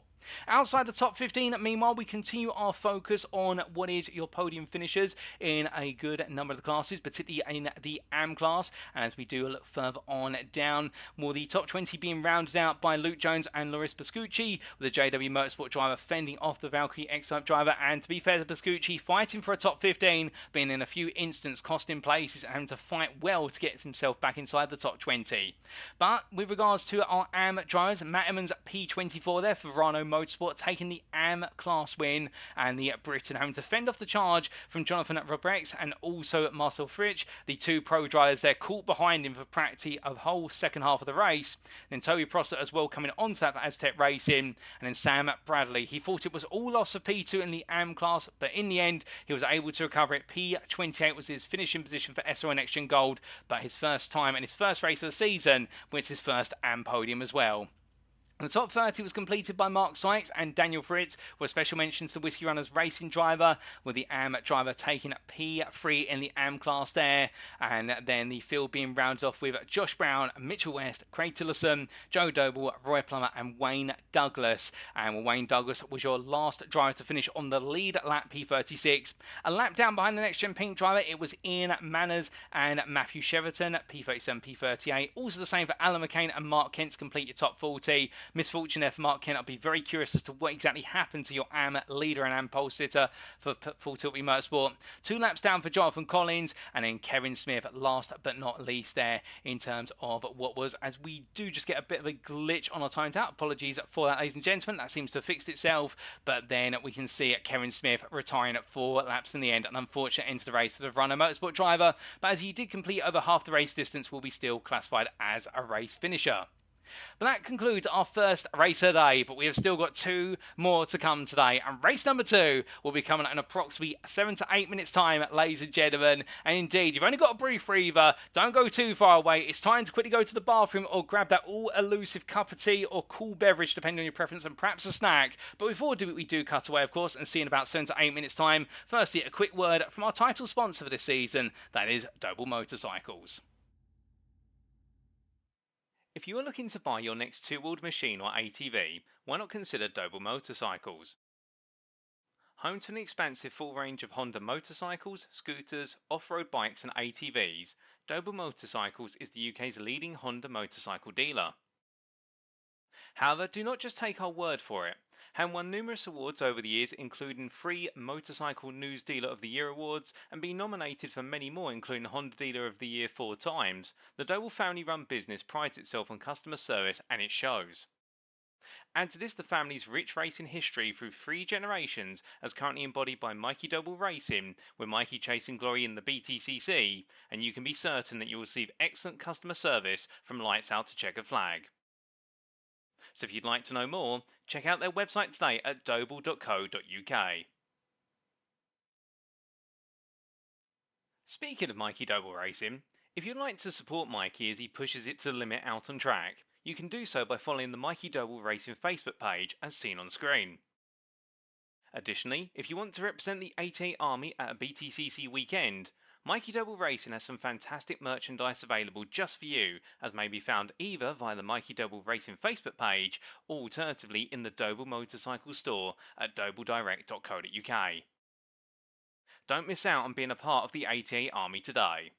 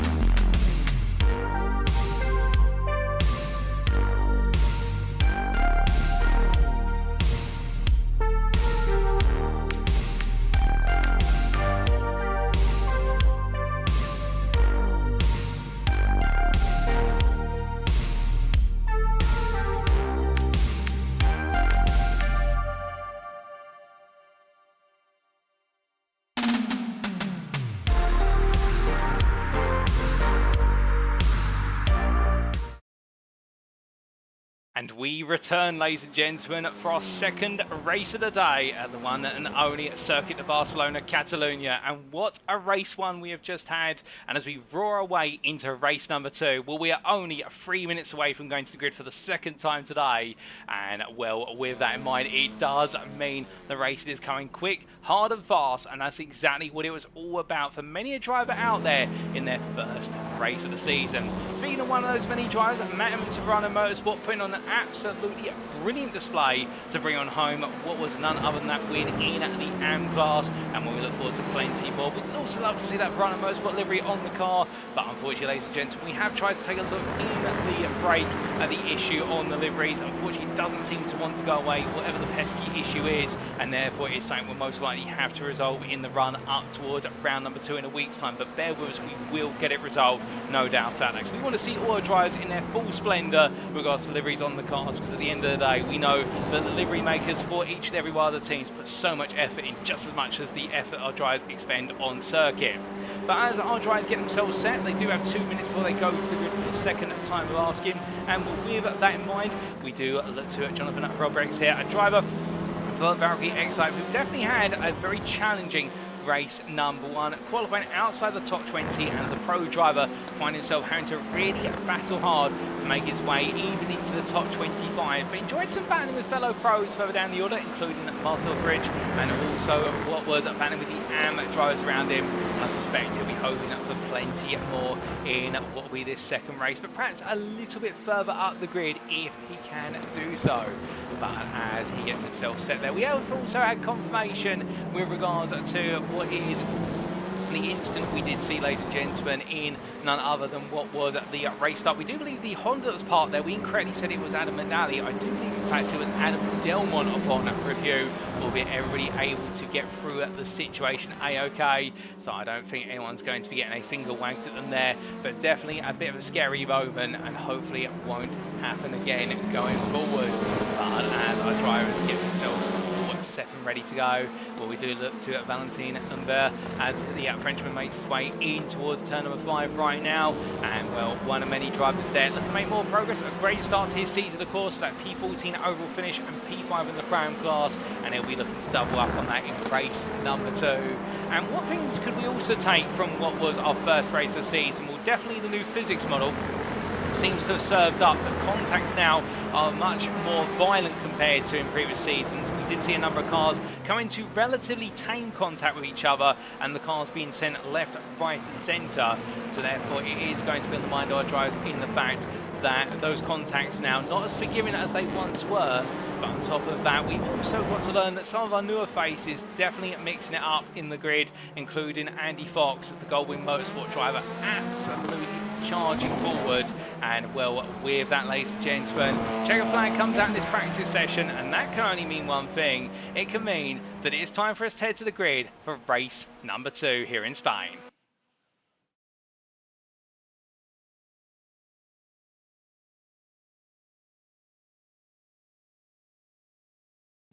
And as our drivers make their way onto the grid, this is how they'll line up for the second race of the day. Wojciech Swirydowicz takes pole position once again after the win in race number 1. The Semper Racing driver being joined by Mikey Doble on the front row for Doble Sim Racing. Andrew Pike starts P3 for the Sim Racing Collective. A brilliant start in race number 1, saw him gain 4 places, plus one more for Jamie Dory. Can he go even further and perhaps move to P2 or the win? We'll have to wait and see. Speaking of Jamie Dory, the next gen pink driver, a P4 start this time, losing 1 place in race 1, but 9, there's still more plenty out there, no doubt about it. And then coming to Andrew Pike, well, it's going to be behind him that we do have Ben Altria for Full Tilt Motorsport, who starts P5, and well, the pro and winning race number 1, he's going to be taking what will be the best part, I do believe, of 32.5 kilograms of success ballast in that car. It's going to make him heavy, but will he be a heavyweight who can hold off the lightweights behind? Because he'll have chasing him Benjamin McCluskey for Next Gen Pink P6, and then on row number 4, Gavin Garner for Next Gen Pink, and so on Next Gen Gold's Adam McNally completes that 4th row. Andrew Fox starts P9 for Goldwing Motorsport ahead of Isaac Doble for Doble Sim Racing. That's your top 10 completed. And then Lee Horn begins P11 in this race for Next Gen Blue, with Sam Van Olst for company at P12 for Goldwing Motorsport. And he'll be looking to try and get a little bit closer to his teammate and make it a double top 10 for the Goldwing team. We'll then have on row number 7 Matthew Addy for NXTGEN Blue and Valentin Humbert for Valkyrie X-Type, as these two will look to fight each other hard and chase after what will be none other than Sam Van Olst. And then we have P15 and Nick Cluins for iRacing Esports, joined in the 8th row of the grid by Liam Silkstone for SRL and NXTGEN Gold. Russell Fowler starts P17 for Performance Link Esports ahead of Duncan Moraes for Goldwing Motorsport, and then Luke Jones for JW Motorsport and Luis Pascucci for Valkyrie X-Type complete your top 20. It's a P21 start for James Smetsisgal for Aztec Racing after making plenty of progress in race 1. Michael Lees as well for JW Motorsport continuing to rise through the ranks, and he'll look to try and get into that top 15 if he can in this second race a day. And then row 12 will go to Adam Delmont for SRL and NXTGEN Gold, and Am Pole Sitter, your winner in race 1 for the Am class, Matt Emmons for Verano Motorsport. We then have on row number 13 Jonathan Robrex for Valkyrie X-Type and Marthel Fritsch for WS Racing Esports, with row 14 being followed up by Toby Prosser for Aztec Racing and Sam Bradley for SL and NXTGEN Gold. Mark Sykes starts P29 for NXTGEN Blue, joined on the 15th row of the grid to complete the top 30 by Daniel Fritz for Risky Runners Racing. And it's Josh Brown, P31 for NXTGEN Red, and we expect plenty of battling between him and Mitch West Performance's Mitchell West, who starts P32 but knows he's got the pace to be on the AM podium. Craig Tillerson starts P33 for Verano Motorsport, forward thinking and will look to make progress, as will Joe Doble for Doble Sim Racing with a P34 start. He's definitely out of position. Roy Plummer starts P35 for NXTGEN Red ahead of Wayne Douglas. And the NXTGEN Pink Trial starting P36, and then we do have behind them what will be the pair on row at number 19 of Ian Manners for JW Motorsport and Matthew Sheraton for Aztec Racing, with misfortune blighting both of them in race number 1, and the same could be said for Alan McCain for iRacing Esports and Am Pole Sitter in race number 1, but he's got to do it all from P40 on the grid to take the Am win. Mark Kemp for Full Tilt v Motorsport, and on the final row of the grid it is Jonathan Collins for Whiskey Runners Racing and Kevin Smith for Verano Motorsport. 42 cars line up once again, ladies and gentlemen. They're all set, they're all itching to go, and as they do get set and ready to go, we look down towards the front of the field. Unfortunately, as we see the two white machines there at the front, we'll have to dictate out to you which one is which, and it's Wojciech Swirydowicz on the right of your picture, Mikey Doble on the left of your picture. Behind them, it's Andrew Pike and Jamie Dorey, but out of the two front runners, which one of them is going to get the run down towards turn 1? Will it be a repeat of race number 1, or could we potentially see at this time Doble get the run? Well, here we go, ladies and gentlemen. The lights are going on, and for the second time today, it is going to be 1 red light, 2 red lights, 3 red lights, 4 red lights, 5 red lights.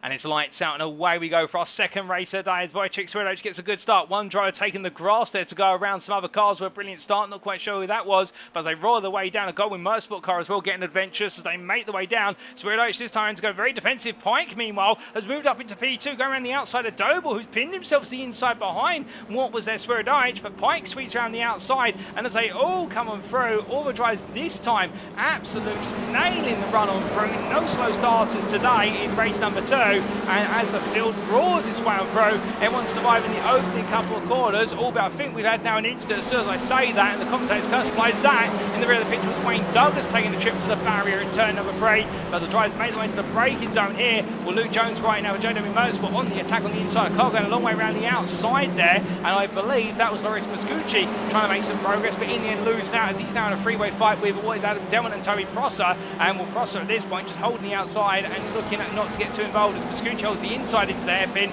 Through they go for the left-hander, more contact behind, and that, I believe, was the car of Ian Manners being turned on the exit of 5, but Matt Emmons, meanwhile, holds on to the AM lead, as we've got plenty of cars here fighting their way through. Adam McNally has disappeared off into the gravel there, playing with sandcastles. I'm not quite sure why, but the SRL and NXTGEN Gold driver taking the trip, and I think we might need to get a replay of what exactly has happened. I think a few drivers have found themselves coming under umbrage, but meanwhile, we look back up towards the front of the field, and while Swirydowicz has been able to cement the lead, albeit that success pass we felt quite early on. Meanwhile, Andrew Pike here, now into battle with Mikey Doble. Doble gets on through the hairpin, and Pike back down to P3, but it was a good start from the TSRC driver, and more behind him, Jamie Dorey on the attack, as meanwhile, Ben Altrier just holding and waiting the wings P5, and knowing he doesn't need to fight past these pros. All he needs to do is hold on to that prime win, and everything else is a big Brucey bonus, as they say. as they make the way in towards turn number 16. Right now coming towards the end of lap number 1, it is Swirydowicz who leads after the best part of the lap of racing, ahead of Mikey Doble P2, followed by Pike P3, Dory P4, Ultria your prime leader P5, followed by McCluskey P6, Fox P7, your second place prime driver, as you see him here making 2 places up at the start, Gardner P8, Isidore P9, and then Lee Horn completes your top 10. Besseres P11 is Matthew Addy, third place prime driver, and meanwhile in the AMCAS, Matt Emmons up to P21, Sam Bradley still second place behind him, albeit P24, and then Daniel Fritz is P3 in the class, P29, and he has got the triplet of himself, Craig Tillotson and Mark Kent, and Kent has absolutely flown out the gates. As meanwhile going slowly, it's Craig Tillotson. I suspect he may have had an off track and that's picked up a slowdown penalty, but as they make the way on through turn 2 in towards 3, well, Mark Kent right now picking at the places off one by one and looking for redemption after what was a dramatic end to his lead in race number 1 of the day. As they come on through turn number 4, we'll hear Liam Silkstone being elbowed wide there. I think in a bit of a battle with Rob Rex and Alan McCain, and we can't quite tell you the full story, but what I can tell you is that Silkstone right now having to battle back against McCain as they make the way in towards turn 5 and out of it, and running up towards 7. Well, McCain, the iRacing Esports driver, has pulled some distance. They head onto the brakes, through the left-hander they go, and everyone right now starting to settle down into a rhythm rhythm here, and indeed I think we'll start to see those moves open up as we make our way into what will be the midpoint of the race.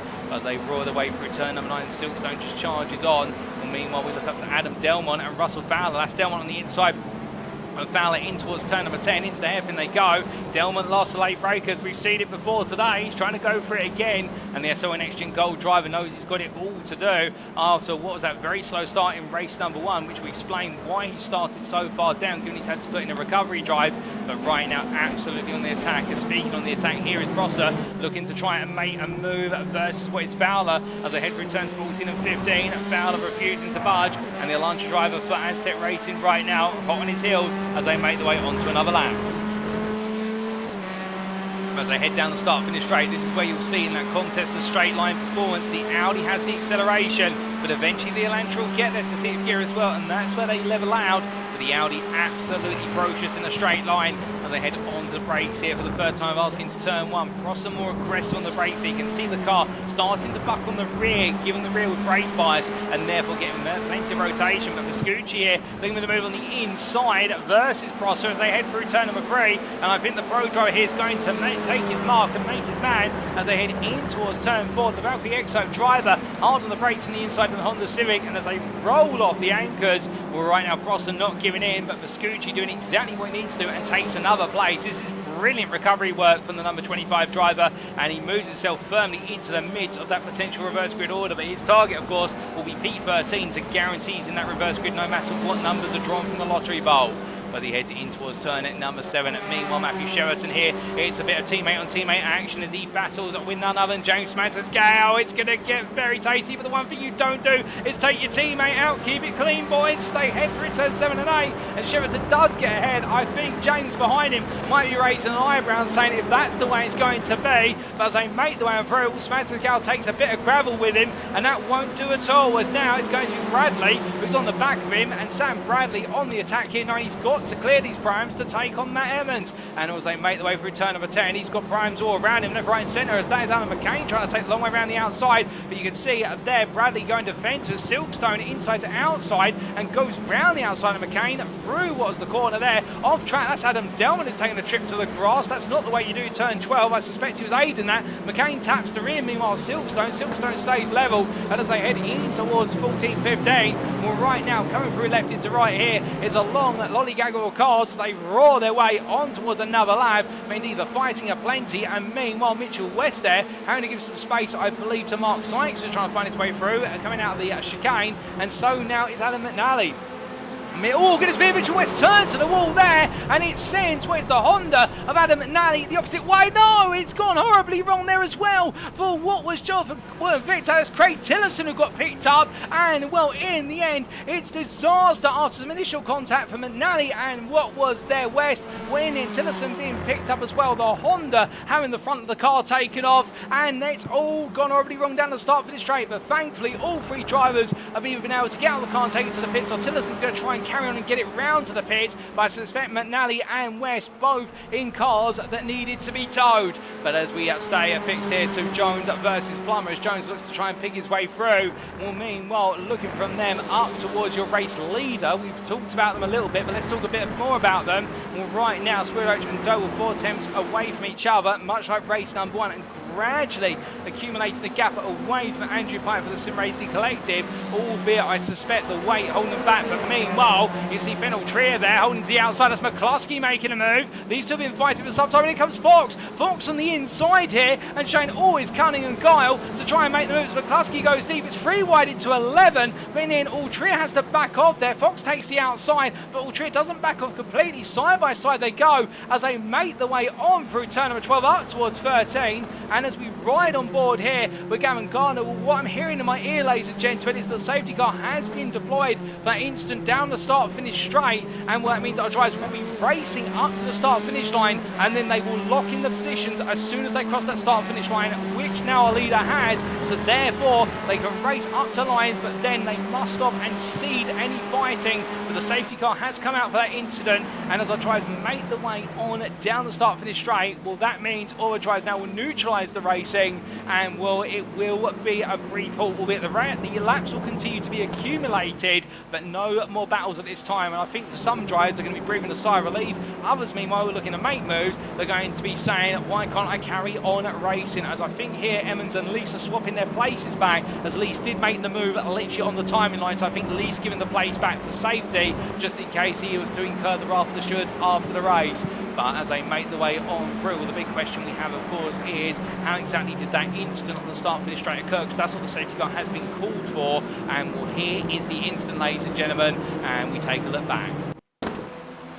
Coming down the start-finish straight, and just initial contact from West and McNally coming together, and West turned to the wall. But the thing about it is, and then West holding the brakes with the car on the grass there, and the car literally just rolling. At that point, he's just a passenger in the car with the brakes held down, and there's nothing else he can do. And well, from what was West's perspective, we look to Craig Tillerson. We ride on board here, and you'll see the incident in front. Tillerson will try and take evasive action for Rana Motorsport, but then the car bumping back off of the runoff tarmac onto the grass, and Tillerson in the end just being collected by the Elantra that rolled on to the track surface. And well, meanwhile, what was that like from Adam McNally's perspective, I hear you ask? Well, here it was, and in the end, McNally and West fight each other. Car also on the left there, I believe, that was by the Whiskey Runner Racing cars that were sent to the wall. That was Jonathan Collins who got sent to the wall. So a nightmare moment for multiple drivers, and we're taking a look back at that from Collins' perspective from the exterior cameras. Here he's got nowhere to go really, and I think he feels like he's clear of it, and then just suddenly gets speared to the side by the car of what was McNally. And well, I suspect that one, it may be a question of who was coming across the other. Was it McNally coming across to West, or West to McNally, or were they both going to try and fight for the same bit of tarmac? But as K-Teams have said, they're gutted for Craig Tillerson, no way to avoid it, and the same for Collins. And well, to give credit as well to McNally and West, I don't think they meant for it to happen, but what happened has happened. And as we do return to your pictures, ladies and gentlemen, we still are under safety car conditions at this time, I do believe, but we will very likely, as we can see the safety car at the front of the field right now. We rarely saw it in Season 6, but it's there. Our Porsche Cayman at 718 GT4 as being piloted by our safety car driver, who refers to himself as NXTGEN's Bert Mylander, but indeed he is none other than Gaz Williams, as they make the way on down that start finish straight. And well, very pleased to have the safety car as always. It does mean we can get the racing back underway a little bit sooner compared to the iRacing automated safety car, and we can also hide higher lap speed under the safety car, which means our drivers don't lose what is their tyre temperature as much as they would under the automated one, which runs at a significantly lower speed. But as they make the way on around, let's give you a recap of the order. It is Wojciech Swirydowicz who's your overall leader, ahead of Mikey Doble, followed by Andrew Pike. We'll then have Jamie Dory P4 ahead of Benjamin McCluskey, with McCluskey just making the move on Ben Trier before we did have the safety car. Speaking of Trier, he is your prime leader, but he hasn't got the cushion of places of pros between himself and second place prime of Andrew Fox, who sits right behind him there in P7. Gavin Gardner P8 ahead of Isaac Doble, and it's Lee Horn who completes your top 10. Matthew Addy third place Pro-Am, and he is P11 at the moment ahead of Nick Clibbins, and Sam Van Ols holds the ultimate spot that you want inside that top 15 if you can't win the race and you're not going to finish well inside that top 5, and that is P13. And Sam Van Ols right now for Goldwing Motorsport. He will be guaranteed to be in that reverse grid, but who else will join him is the question if that's how they finish.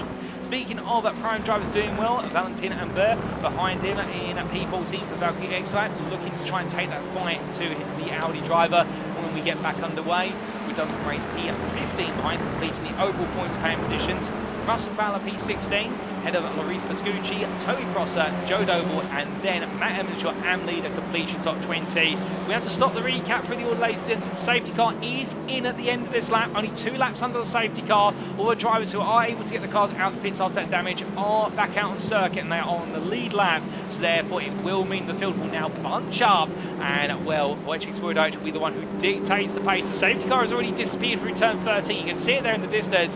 Swirydowicz right now taking his time with this, giving himself as much space to the safety car line as he needs, and well, we'll have to wait and see what exactly is going to be the speed when he gets underway, holding his speed as best as possible here as he makes his way on through.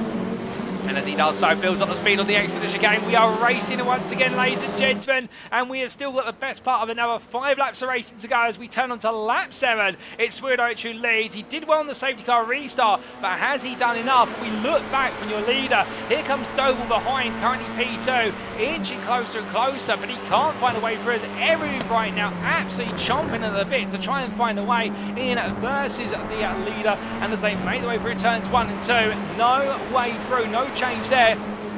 Meanwhile, further down, Pascucci, oh goodness me, Pascucci in contact there. Well, Carlos going very, very sideways, and that I believe is Toby Prosser who's been sent to the gravel, and well, let's try and take a look back at that when we can. We have had an instant on the restart, and well, Pascucci and Prosser coming together, and I suspect there might be a word or two between them after the race. But meanwhile, looking back inside that top 10 at Gavin Gardner, the NXTGEN Pink, keeping it behind him, Isaac Doble and Lee Horn as they make the way down, albeit saying that, you could see Horn there trying to take a peek to the inside, as did Doble, being there, neither driver finding their look at the inside come to fruition, and as they head through turn 6 in towards 7, up into the left-hander they go, all left into right, and it is all still line astern as Matthew Addy right now holding on to that third place spot in the prime class, but 9, he's got Clemens and Van Alsten and they're behind him, and they're all eager to try and take that podium off him if they can. But Addy this season really resetting the clock after what was a nightmare season 6. He had his golden moments, but for as many of those he also had quite a few nightmares.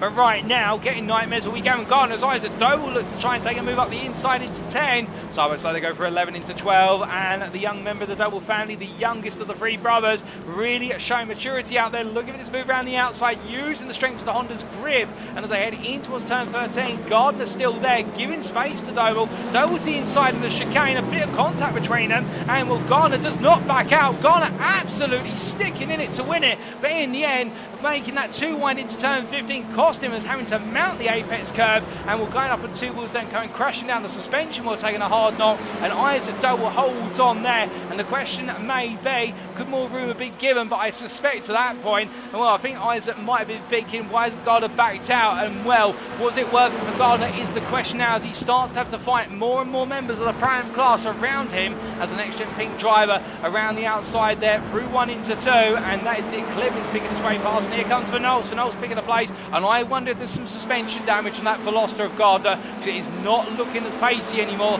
as they make the way out to 3 and in towards 4.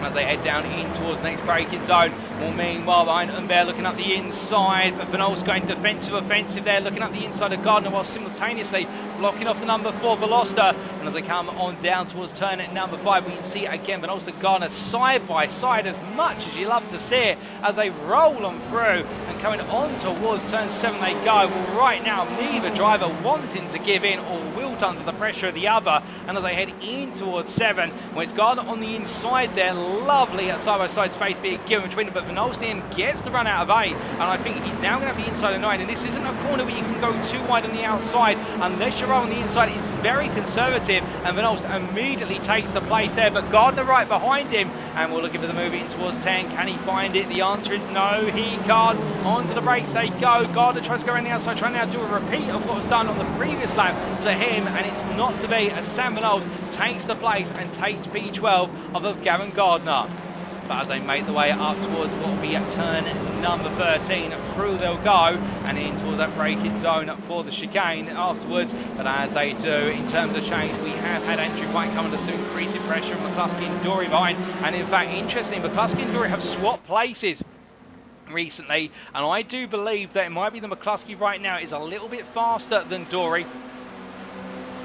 And checking the lap times, that does tally up in the fact that over the last 3 laps, it has been McCluskey who is the faster driver by a significant margin. I think the success balance in Dory's car may just be starting to hold him back a bit. And meanwhile, McCluskey now being given the opportunity to spread his pace a little bit, or spread his wings, as they would say, and try to fly up the order with what is 2.5 laps to go over the course of the remaining race distance.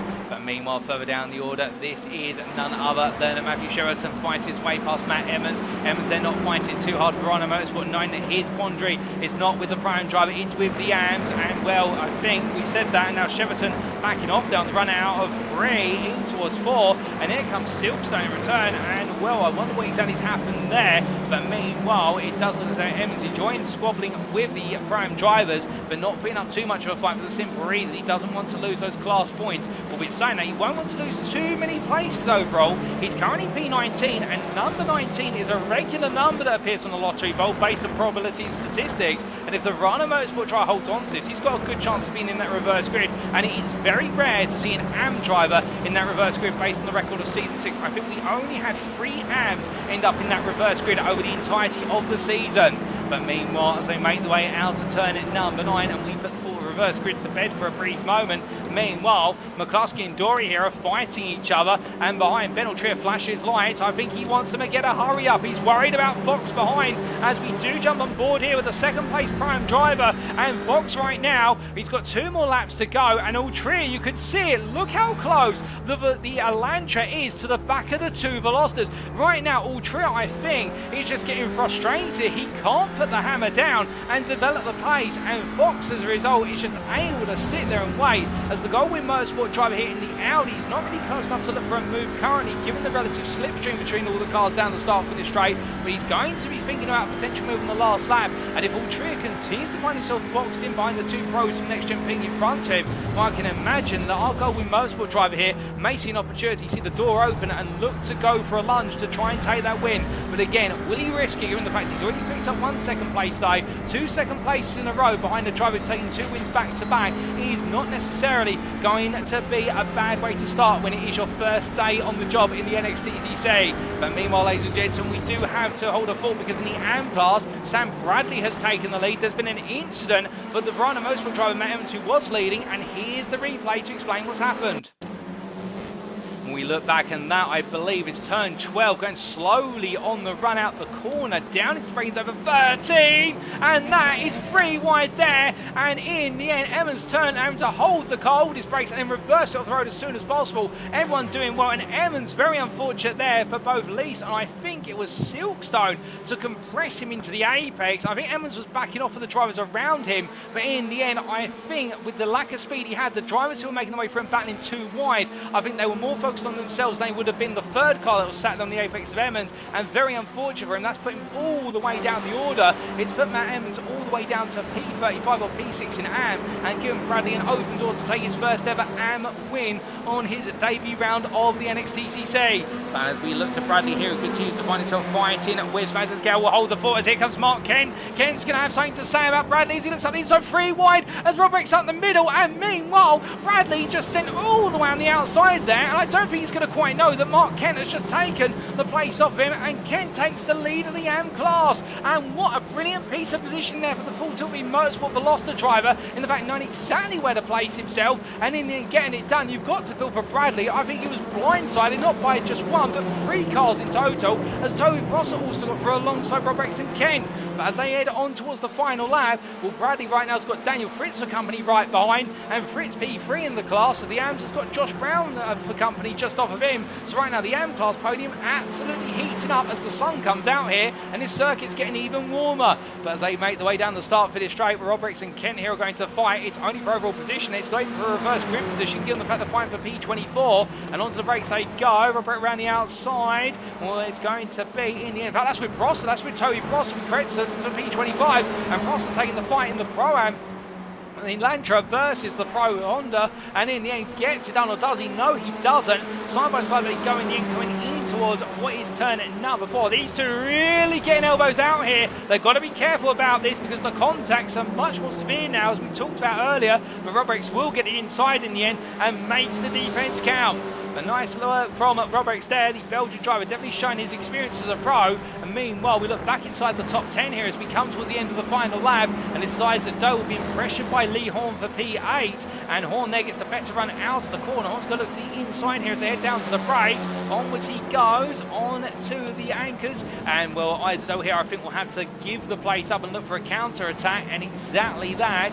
But as they make the way out of turn 10 in towards 11 and 12, will mean, while we look to Wojciech Swirydowicz here, your race leader. And well, in race number 1, it was a gap in the end of 1.8 seconds, and with success bars added, that gap's been a bit shorter. And even with the safety car restart, he's managed it all from start to finish, and to make it 2 out of 2 today. He's chasing perfection already this season. Wojciech Swirydowicz takes the checker flag for win number 2, ahead of Mikey Doble, finishes runner-up, ahead of Andrew Pike in the overall podium. A brilliant drive from all 3 drivers. Benjamin McCluskey holds off teammate Jamie Dory to complete the top 5 there for the pair. Ben Altrier takes his 2nd Pro-Am win of the season at just ahead of Andrew Fox. P6, P7 there. Run-up in the Pro-Am class was the Wiley Fox driver of the number 21. And the Galway Motorsport driver absolutely doing it brilliantly, ahead of Lee Horn, Isaac Doble and Matthew Addy, completing what was your top 10 there.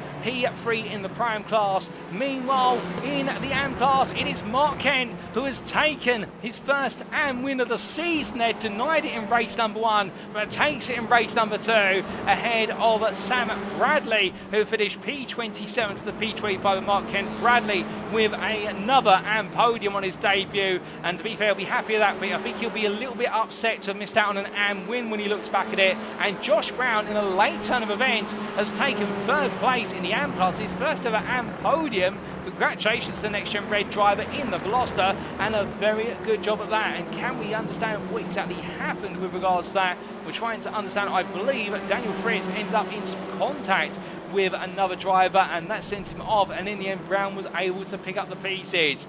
But we've still got some drivers to come finish this race, including Mitchell West, ladies and gentlemen. He's the last finish with Ian Manners in the pit lane due to damage on the car. Give them all a round of applause regardless of where they finish. They all deserve it for the hard work they put in, and Mitchell West in the end gets in the car repaired and finishes P41, the last of our on-track finishers. But as he gradually brings the car on down the start for this straight, will mean while Wojciech Swirydowicz doing a fantastic job to make it 2 out of 2 in the races so far, and definitely showing that right now he seems to be the early king of the Hondas at the front of the field. But Mikey Doble keeping him honest every step of the way, and well, Andrew Pike, the Sim Racing Collective driver, a podium, a very happy podium, 2 podiums out of 2 so far. And well, the Brits are starting off a very consistent set of performances, but of course the reverse grid race is coming, and that is where the hard graft will really come. Ben Altrier taking his 2nd Pro-Am win, and well, to be fair, having a lot of pressure from Andy Fox all the way through this race, and also having the sticking point of being stuck behind the NXTGEN pink drivers of McCluskey and Dory. And Fox tried to capitalise on it, but couldn't quite do so. But still, a P2 in class is nothing to laugh at. And Matthew Addy completing that Pro-Am podium there. He'll be absolutely pleased with that. Mark Kent finally makes it into Parc Verde with that win in the AM class after being denied race 1 through late circumstance. Sam Bradley behind him, and Josh Brown taking that AM podium, that P3 to complete it all. But as we do look to the scenic view there, ladies and gentlemen, let's take you through those race results subject to Eddie Stewart's inquiries, and here they are for race number 2 of the day. And as we can see, after another 11 laps of absolutely intense racing action, Semper Racing's Wojciech Swirydowicz making it another win ahead of Mikey Doble for Doble Sim Racing and Andrew Pike completing your overall podium for the Sim Racing Collective. It was 3 Hondas at the top and then 2 Velosters in the form of Benjamin McCluskey at the NXTGEN Pink Drive, just finishing ahead of his teammate and rival Jamie Dory, and then Ben Altria on the heels of the 2 NXTGEN Pink Velosters, and we're taking up the prime win, making it 2 wins out of 2 for Full Tilt B Motorsport.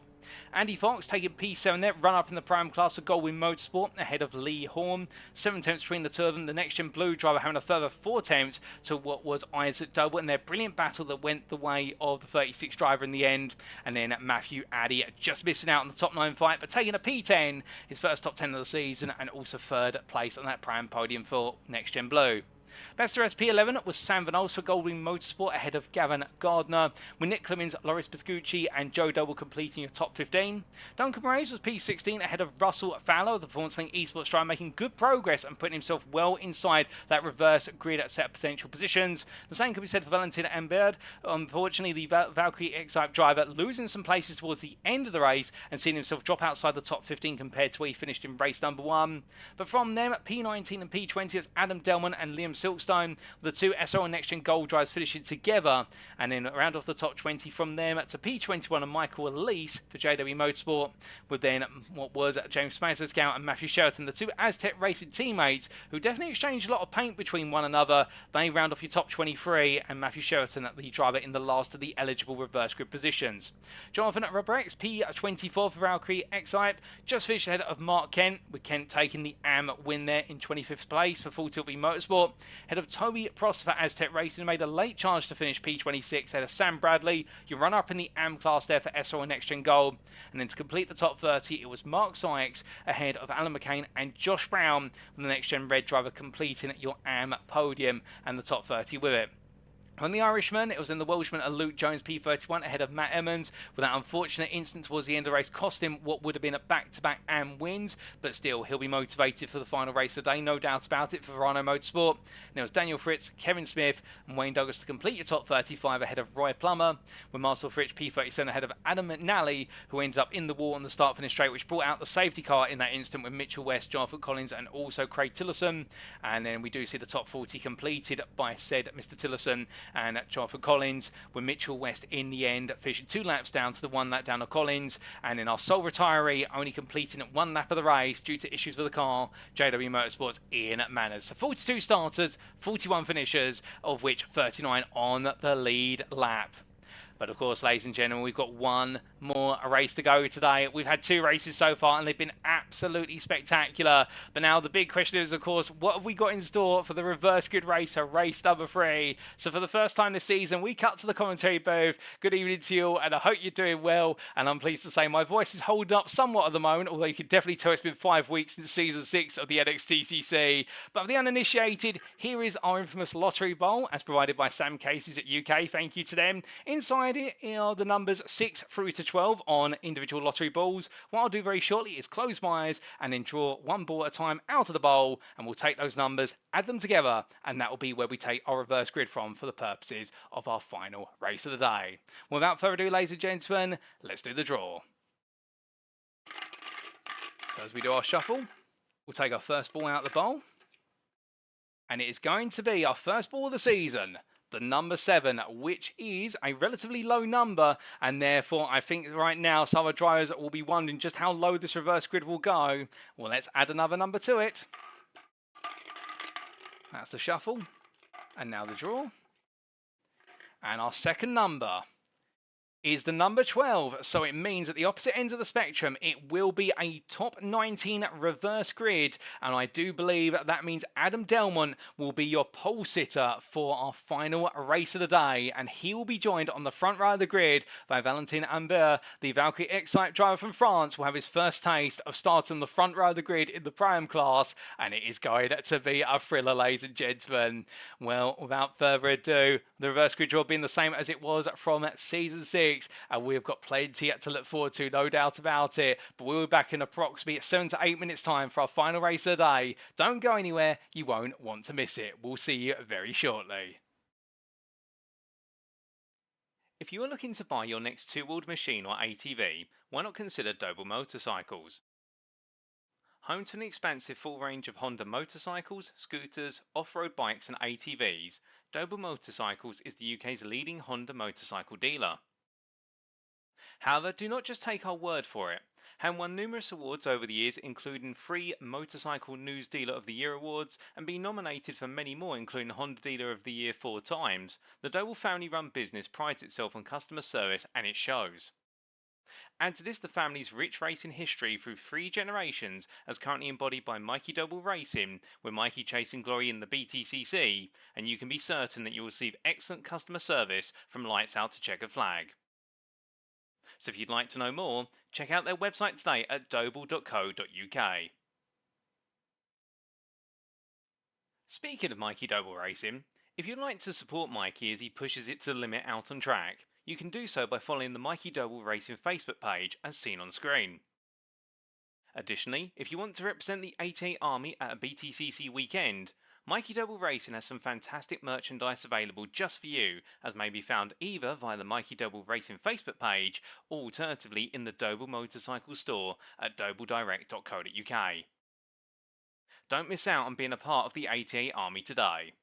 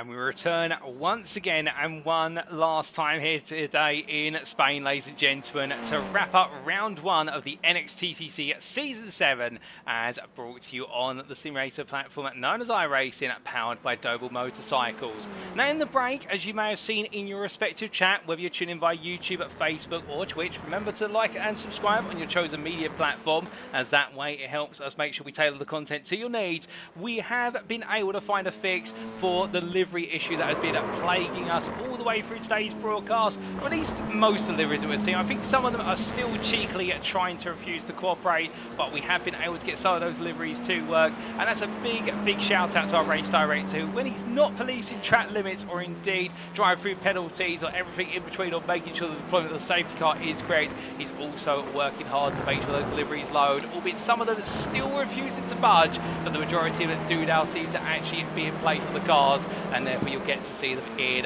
full force. Now, as soon as I say that, we do plan to free cars, but the liveries are still refusing to load properly. It does seem to be the way, but we are going to continue working on it and doing everything we can, but more to come. But in the break as well, we've seen a number of you recently tuned in and dropped some comments, including the YouTube chat, Phil McDougall there, and well, very good to see you tune in, Phil. All good here, and well, glad to you've enjoyed the first two races. We also say hello there to Andrew Pike saying Audi overpowered, and we also say hello to Neil Crave. And well, good news, Neil, you haven't missed the final race. Indeed, it's been a fantastic night of racing, no doubt about it, and I hope you're having a good evening as well, Neil. And well, we're just over a minute to go.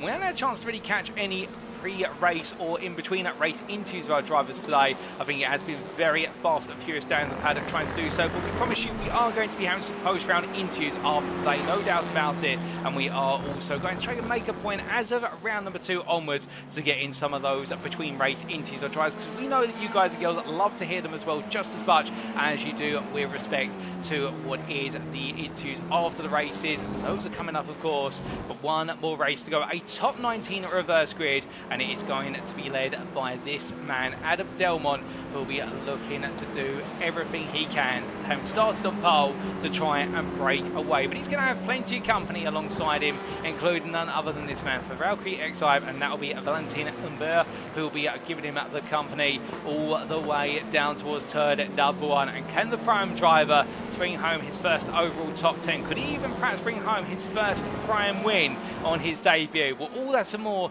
we will be finding out very shortly, as all of our drivers get set for one final time here in what will be race 3 of 3 in none other than round 1 of the NXTCC at Season 7. The checker flag comes out in practice. That means, ladies and gentlemen, it is time for us to head to the grid for our final time tonight.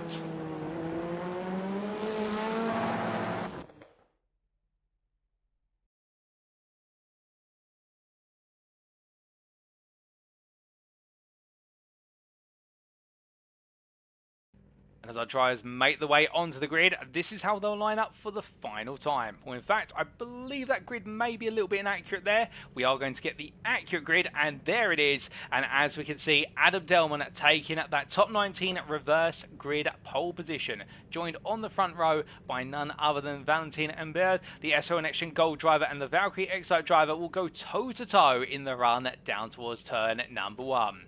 It'll then be Russell Fowler, who starts P3 for Performance Link Esports, and will be joined on that second row of the grid by Duncan Moraes, the Doble Motorcycles driver, who's gone very much under the radar over the course of the majority of the racing. However, we will be seeing plenty of him in this final race. We then have Joe Doble for Doble Sim Racing there, reaping the rewards of his hard efforts over the first 2 races in being promoted to P5, and the Doble Sim Racing driver will have Larice Pascucci, the Belgian driver from Valkyrie X5, join him on the 3rd row.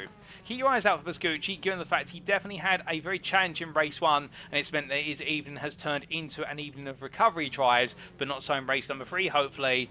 Nick Clemens starts P7, the iRacing Esports driver, who will then have the company of NXTGEN Pink's Gavin Gardner on the 4th row of the grid, and your top 10 is completed by Sam Van Ols for Goldwing Motorsport and Matthew Addy for NXTGEN Blue. Isaac Doble starts P11 for Doble Sim Racing ahead of Lee Horn for Next Gen Blue. And then we do have on row number 7 the pairing of Andy Fox for Goldwing Motorsport and Ben Altrier for Full Tilt Beat Motorsport, who'll be trying to make it 3 prime wins in a row today, but he's got all his work cut out for him given the success ballast he takes into this final race. Jamie Dory starts P15 for Next Gen Pink ahead of Benjamin McCluskey, his teammate, with those two battling hard in race 2. And then we do have to complete the 9th row of the grid, Andrew Pike for the Sim Racing Collective and Mikey Doble for Doble Sim Racing, with back-to-back winner from races 1 and 2 at Wojciech Swirydowicz overall, starting at P19 for Semper Racing, and he's followed to complete your top 20 by Liam Silkstone for SRO and Next Gen Gold.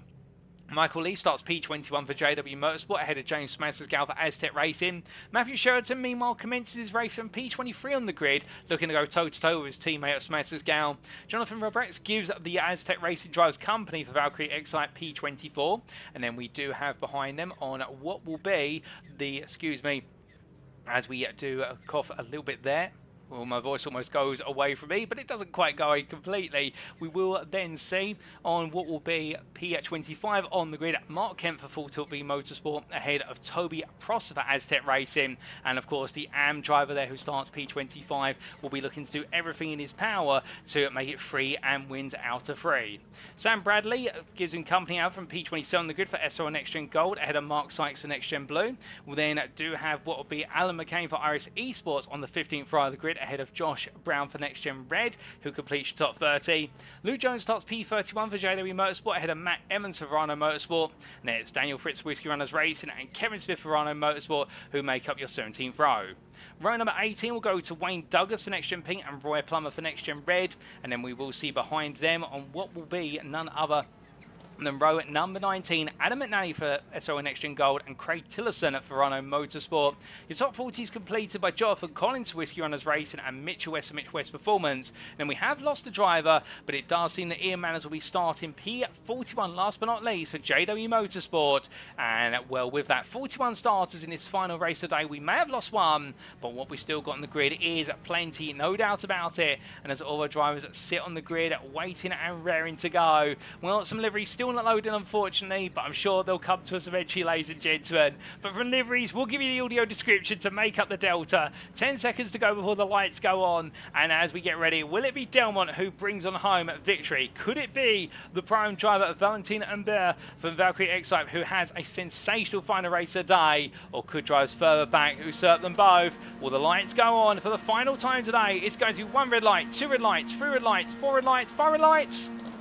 And it's lights out and away we go for our final race today as Aura tries to get underway. A slow start from other Hondas. That is Joe Doble who's stalled off the line. Oh, goodness me. And that is, I believe, none other than Valentin Humbert into the wall. Now, what sent him to the wall, I'm not sure. Contact another driver, but everyone's been able to go through the middle of the carnage. And as they make the way on down, I suspect that might be a safety car for the race start. But meanwhile, as they all come through, while drivers are making their way on through the opening couple of corners now, and those further down all trying to square off against one another here as they make the way on and through between the apexes of 1 and 2 and in towards 3 they go. But as they do, an absolute nightmare start inside that front top 10 and definitely setting the tone for the rest of the field on down as they make the way on round in towards turns 4, 5 and onwards. But as they do, well, meanwhile, looking back up to the top 10, we've had it off, and that is Gavin Gardner who's gone to the wall, and he's returned in the gravel as he makes his way out turn 4 up towards 5, and as he does so, dropping all the way down, having started and what was the bottom end of the top 10, he's now in the throes of the bottom end of the top 30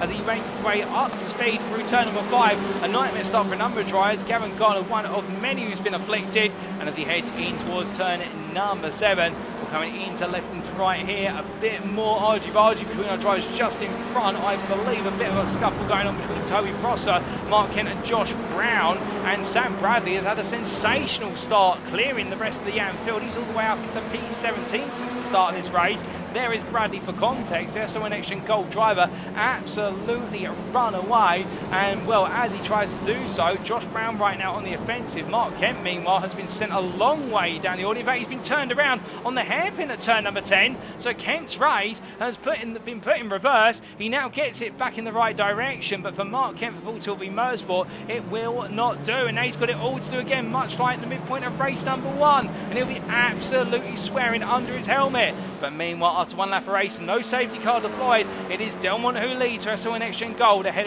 of Loris Pascucci, who's moved all the way into P2. He's come through the field like a missile as Pascucci. Frankie Exo ahead of prime leader Duncan Murray's P3, the Doble Motorcycles driver, ahead of Addy, followed by Fowler, then it's Van Olst, then Dory in P7, ahead of Joe Doble at P8, then Andy Fox P9, then it's Mikey Doble P10, and then Wojciech Swirydowicz P11, best the rest, and Bradley, your AM leader, continues to pick up the place. Now into P16, he's flying as the number 69 driver, and meanwhile it seems though all his AM rivals behind are stumbling and staggering over each other as they make their way through. Josh Brown in the second place spot at the moment, Kevin Smith not too far behind, and Smith making some progress as they head in towards turn number 4.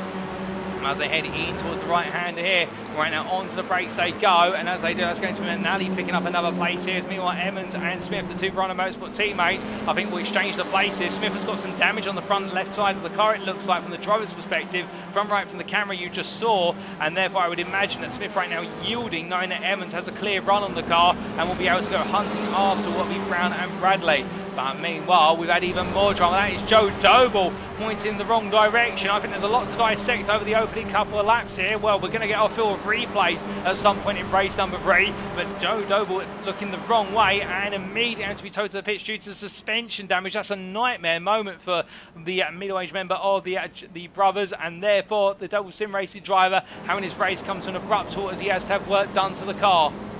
But meanwhile, as Matthew Addy now holds on to P3 overall, the NXTGEN Blue driver looking to try and take a prime win here, and well with it, try and take an overall podium. He's got Jamie Dory right behind him as Delmont and Pascucci have just run off into the distance by the best part of 5 seconds. And Addy right now absolutely pressured as they make their way in towards turn number 16. But as they do, we ride on board here from your P3 driver. You can see Dory right now absolutely flashing at the lights in order to get into Addy's head as they make their way down the start-finish straight in towards turn number 1. They'll go, albeit it's a long run here as they come on down. And as they do, I think right now he's got 777 as his door number once again, and it seems to be bringing him good luck this season. As meanwhile, Dory staying close but not looking for the move as of yet. But meanwhile, we look back to Wojciech Swirydowicz, who fights here with Duncan Murray's the Doble Motorsport driver, making the battle count as they roll on through and in towards what will be turn number 3 they go. But as they do so, going through the long right-hander, it would seem as though Swirydowicz here, having been able to gain a number of places, given all the chaos and carnage that has occurred, well, right now he's coming up against rivals that are definitely going to try and keep him at bay, albeit that Swirydowicz gets the inside, and Murray's in towards turn number 4, making another move count. More progress being made, and now Duncan Murray's has got Mikey Doble and Pike behind him as they head in towards turn number 5, and I suspect here it's going to be a question of if, not when, they are able to look for a move here, given how closely matched these drivers are and how the success balance for both Doble and Pike will make their cars absolutely limp on in pace. Is there contact there between Wayne Douglas and I believe Ben Altria, and then Douglas sent spinning towards the tyre barrier, goes to rejoin, does so in a very precarious position, it must be said, but the Briton does get away with it in the end. And will the number 66 miss the rear wing? I wouldn't be surprised if that's going to be called into the pits for repair work. As he makes way out to speed, it's going to be a lot less stable on the rear, and on top of that as well, the car now is going to have a lot more drag than it used to as he heads in towards what will be turn, oh goodness me, a massive lock-up there under braking, and I believe that lock-up is for what was Russell Fowler, who went very deep. Meanwhile, Jonathan Collins run hills, and Douglas turned again, this time Mark Sykes, as Douglas and Sykes both go to the barrier on the run in towards turn number 12, and Wayne Douglas's lap could not get any worse, and Mark Sykes joins him on that endeavour. But as they bring themselves back onto the circuit, it's a nightmare moment for both of the NXTGEN drivers, indeed the two sister team drivers that make contact with each other. Kevin Smith, they're struggling as well in a limping Honda Civic Type R, so it's all gone wrong for these three all on camera, and will definitely at this race, what is it, race number 3, having many a spin and turn in it, and not a most welcome one as Douglas there struggling to get the car through the chicane. But meanwhile, looking a bit further up the order, Matthew Sheraton here, he's got the pressure from Jones and also Daniel Fritz. Jones looking to the inside there, fighting for P8 in the prime class, P22 overall. Jones trying to muscle his way out the inside. Sheraton gives us a good back as they come through 2, but they come together, and Sheraton turned and makes contact with the tyre barrier, and I'm not quite sure what settled over them over the course of between races 2 and 3. I think the red mist is definitely there, and as he makes his way back onto circuit now, Sheraton will definitely be feeling the wounds from that one, as in the words of Katie Eames there, it certainly started like a normal race 3. Indeed, race 3 definitely starting off with a lot of drama here today at the Circuit de Barcelona-Catalunya. But meanwhile, outside of the drama, Craig Tillerson trying to make some more progress in the Verano Motorsport 34 as he battles around the outside of Ian Manners, albeit that goes a bit wide, but the intent is there in terms of trying to get the throttle down that outside line and use all the track width, but it's not quite to work out this time, as there's even more contact, and that's with Mark Kent, and Mark Kent just cannot get any good luck after what was race number 2 finally going his way. Race number 3 has gone backwards, it's gone a little bit forwards, and then backwards even further, and it's an absolute nightmare. As Kurt Worry, we say hello to it in the YouTube chat, says it's knives out in this race, it would seem, and indeed it would seem that way. But meanwhile, away from all the drama, Adam Delmont completes lap number 4 of this race, and he's just gradually putting away from Loris Pascucci, as meanwhile the Belgian driver behind is the best part now of what is 3 seconds behind, but I don't think he's going to mind that given the fact he's maintained a decent gap to what is Jamie Dory of 4 seconds, and a very comfortable run as well, with Jamie Dory's pace not quite matching him, albeit on that lap. As soon as I say it, Dory takes 4 attempts out of Pascucci, but he's going to need to take a lot more time if he wants that gap to get down to a point where he's able to look for a move towards the end. Meanwhile, here is Wojciech Swirydowicz, 2-time winner today on the back of Andy Fox, looking for P5 now. Fox looking to try and keep him at bay for as long as possible. But as they make the way on through turns 1 and 2, we take a look back at the start of the race, and in particular what happened to our second place starter of Valentin Humbert. Well, as we look to the race start then, this is how they got underway. The flag dropped, Humbert having a very slow start, and well, as he got underway immediately, oh goodness, there's the contact. So in the end, the Doble Motorcycles car may have been a tap to the rear of Russell Fowler, that in turn put him on a course he had to settle the car, that tapped Humbert and put Humbert to the wall. So that explains what happened to the Valkyrie X-Type driver, and well, from there, as he got himself back up to speed, we then had plenty more drama on what was the open lap of the race, including this is what happened to Mark Kent on the open lap, leading in at the AM class, making his way out of turn 9 down towards turn number 10, as he did so here on the outside under brake, and they went contact on the left hand side. That's what happened, I believe, to Kevin Smith. That explains what happened to the Renault Motorsport Honda, and Mark Kent in the end, well, the Doble Motorsport driver just being in the wrong place at the right time to be turned around, and an absolute nightmare moment for him, no doubt about it. But then in terms of other instances we did see as well, we also did have none other than what was, I do believe, a further incident, as we do return to your live pictures for a brief moment from Mark Kent rejoining. We also did have Kevin Smith with what was the incident later on lap number 3, which we did catch on camera, but also the Wayne Douglas incident here, and this was, well, in fact, this was a spin a bit later on, which we did catch with the wounded cars. He was trying to limp it back to the pits, and Smith having to slam the brakes on after Douglas just coming loose in towards the chicane. But from that, we do come back to your live racing pictures now, ladies and gentlemen, because at the end of the day, there's more action to play out here in our final race. And Mitchell West battling with Liam Silkstone, albeit Nick Clemens now side by side, as they fight over P25 overall, albeit not in the same class. And here comes as well none other than what would be Craig Tillerson, as they make their way down the start finish straight. Clemens is going to make his way on down. Silkstone with a very slow run, however, and it looks like the SO and Next Gen Gold Audi, well, in fact, there's the explanation. It's got major damage on the front of the car, so it's creating even more drag and not able to use its top speed. But Clemens gets on through, and West now looking in his rearview mirror and knows he's got Tillerson for company as they make it into the midway point of this race.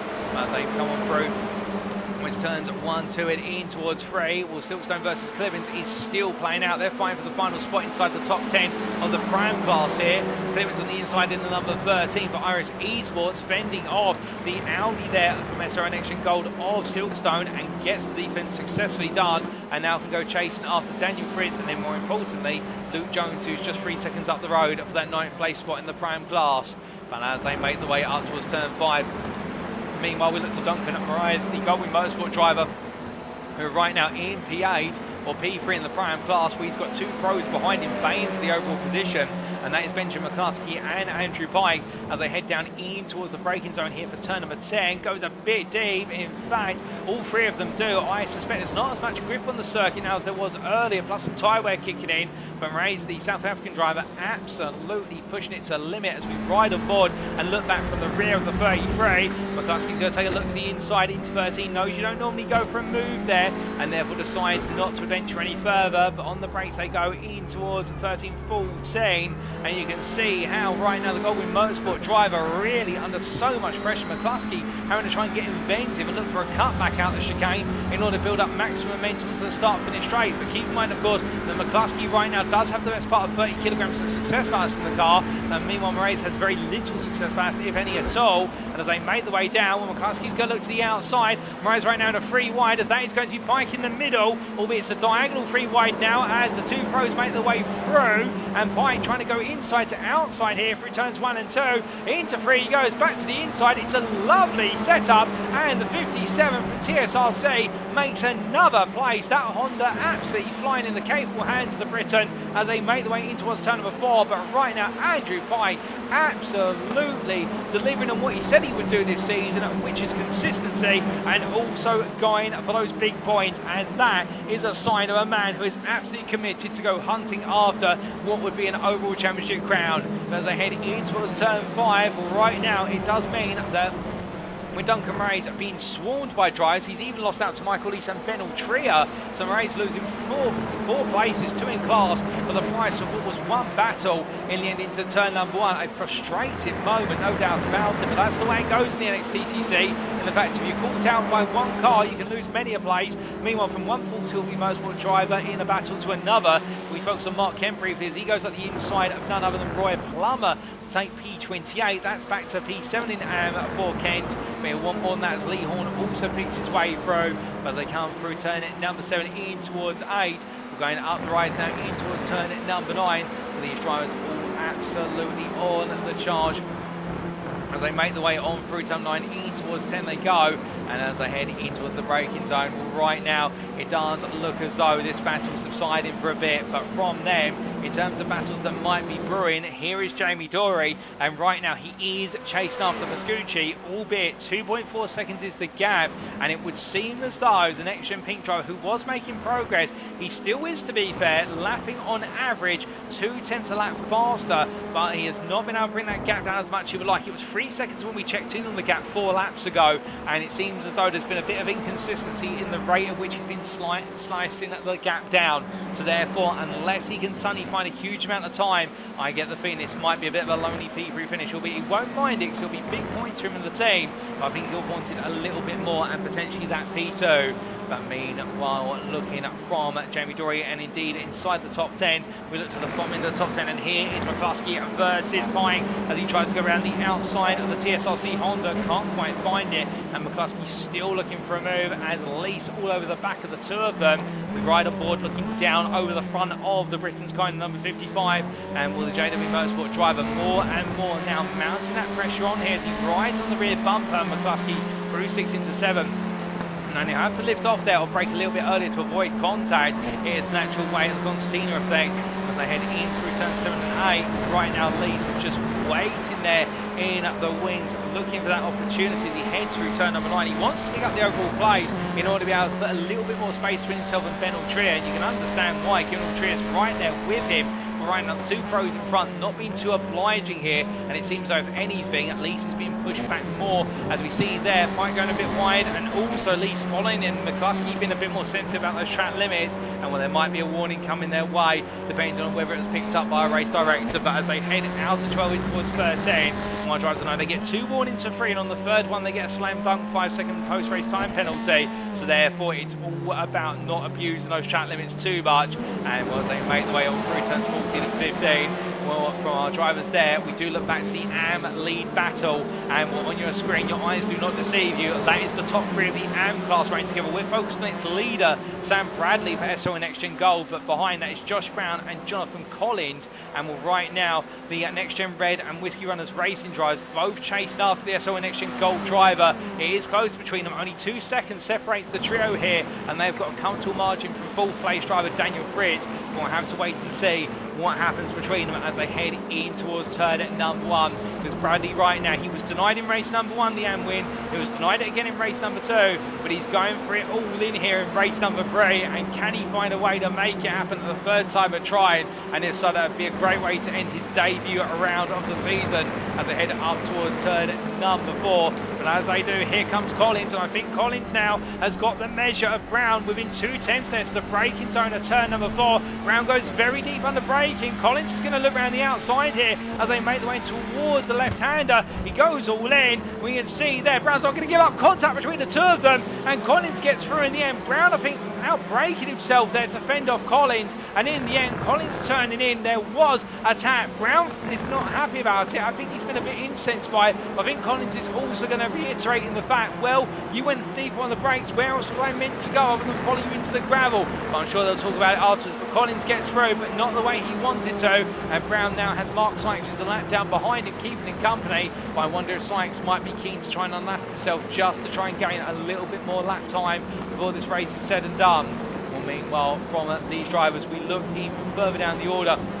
And we look to Humbert, who's battling here with Wayne Douglas. They may be a lap down, but to be fair, they're enjoying a little bit of scrapping into turn number 5. Douglas goes deep. Humbert looks to cut back to the inside. It's a good setup for a move, but as he makes his way in towards turn number 7, Douglas able to hold the Frenchman at bay as they head in towards the left into right sequence. And meanwhile, we look back onto the lead lap, and this is the battle for P20 or P9, still in the Pro class, and it's still Clemens versus Jones. The iRacing Esports driver holding off the JW Motorsport driver for now as I head on to the penultimate lap, but there's still more distance to be traversed here, as from them, Wojciech Swirydowicz making a move for P4 on that lead lap, on lap number 10, and with the number 1 driver in the Semper Racing machine. I don't think he's going to be able to make it 3 wins in a row. What he will be able to do is make it a P4. He's then got a 3-second gap to overhaul to Jamie Dory, which I think might be a bit too much of a task in the laps remaining. But then again, it's Swirydowicz to have started P19 and finish P4, well, that is going to be a huge injection of points, and that will see him leading based on the finishing position, subject to any insurance inquiries. That will see him leading comfortably after 1 round of racing as he makes his way on through turns 7 and 8. And Addy right now, I think, more focused on bringing home that Pro-Am win and getting that big result on the board, as meanwhile Andy Fox has to contest Mikey Doble, and Fox and Doble go 2 wide into 9, and Doble's going to try and make it up around the outside. This is brave from Doble, but that shows you the experience there, and to be fair, he was given the space to operate by Fox. Great respectful race, and it shows you can go around the outside at turn 9, but you've got to be fully committed, and that's exactly what the 88 driver was as he makes his way in towards turns 11 and 12. As he comes up the rise and through 13, Fox is not going to let him go anytime soon. But I think right now it's going to be about trying to look for a move down that start for the straight versus the Honda, because Doble, I think, will place to control this position. And let's go hunting after Addy with 2 seconds between them and 1 lap left to go.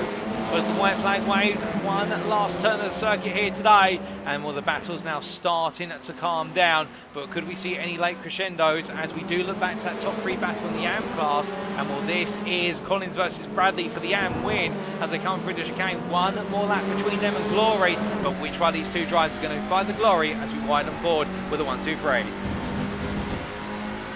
It's a good run out the final corner from Collins here as he builds up the speed in the drag race down the start finish straight. Side by side they'll go all the way. Collins will have the overspeed here and we're at a nose ahead as he does get 100 ahead. In fact, you can see there Bradley does tuck back in behind, so Collins takes the lead of the AM class briefly, but Bradley using the brakes to Honda here to his advantage, gets back up the inside. Collins tries to force the door back open. In the end, very tight, squeezed the apex on turn. I think he'll feel as though it was squeezed. I think Bradley will feel as though the door was shutting before they got to the apex, but thankfully that's the shoulds to decide if it gets reported. But Bradley retakes the AM lead. These two not giving any breather to one another, and without respite right now, we'll have to wait and see if Collins can find a way back over the remainder of the lap, because there's still plenty of opportunities over the course of the lap, no doubt about it.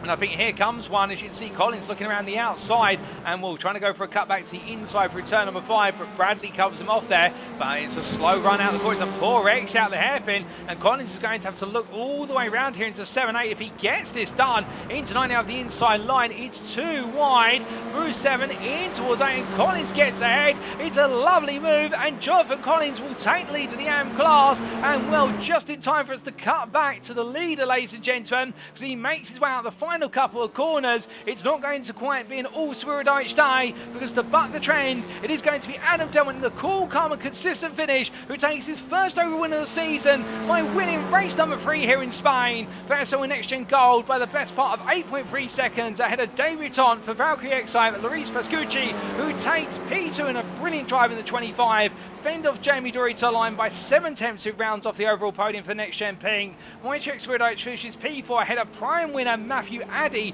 who takes his first Prime win and also overall top 5 of the season for NXTGEN Blue, ahead of Mikey Doe and Andy Fox, who makes it another P2. Mr. Consistent in the Prime class, no doubt about it. All 3 podium finishes, all 3 of them P2 in the Prime class today. Well, P7 and Andrew Pyatt, Benjamin McCluskey and Michael Lees complete the top 10. And then Jonathan Collins will take the AM win there ahead of Sam Bradley after that move into what was turn 7 and 8, getting it done. The AM win for Whiskey Runners Racing, and with Sam Bradley being denied 3 times today, the AM win for SO NXTGEN Gold. But to be fair, when he reflects on it, I think he'll be amazed at what he has done here today, and that is all 3 AM finishes in the podium in all 3 races. And Daniel Fritz, last but not least on that AM podium, P23 overall, but most importantly for him, P3 for Whiskey Runners Racing in the AM class.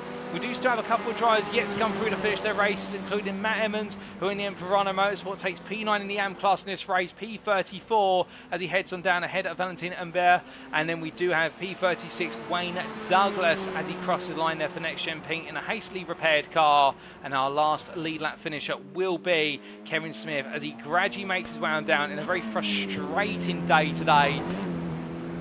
In Spain, no doubt about it for the number 94 driver, but as he makes his way through the final corner, well, it looks as though here, just cruising the car to the line, making sure not to burn the car out too much, but the Englishman will cross their P37 and take the final finishing position in the AM class of P10 and get some points on the board.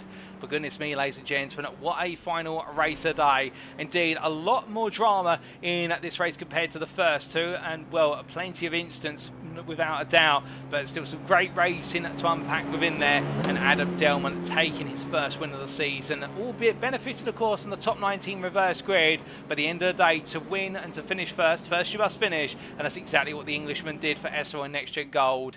Wojciech Swirydowicz, meanwhile, taking that P2 spot, and the Valkyrie Excite driver will be absolutely pleased with that, as will Jamie Dory for that 3rd place overall. Matthew Addy comes on down there to celebrate his first Prime win of the season. Could this be the start of something special for Season 7 for the NXTGEN Blue driver in the Prime class? Well, to be so, Andy Fox, you've got to say the Goldwyn Motorsport driver, the most consistent of the Primes by a huge margin. And then we do come to Jonathan Collins, the Whiskey Runners Racing driver, who today finally finding that AM win ahead of Sam Bradley, but so close between the 2 of them. And commiserations to Bradley because he made it 3 P2s in the AM class, but couldn't quite snatch that win in the end. And Daniel Fritz rounding off that AM podium. As our drivers make their way into the pit, let's take a look at those race results subject to any stewards' inquiries, and here they are.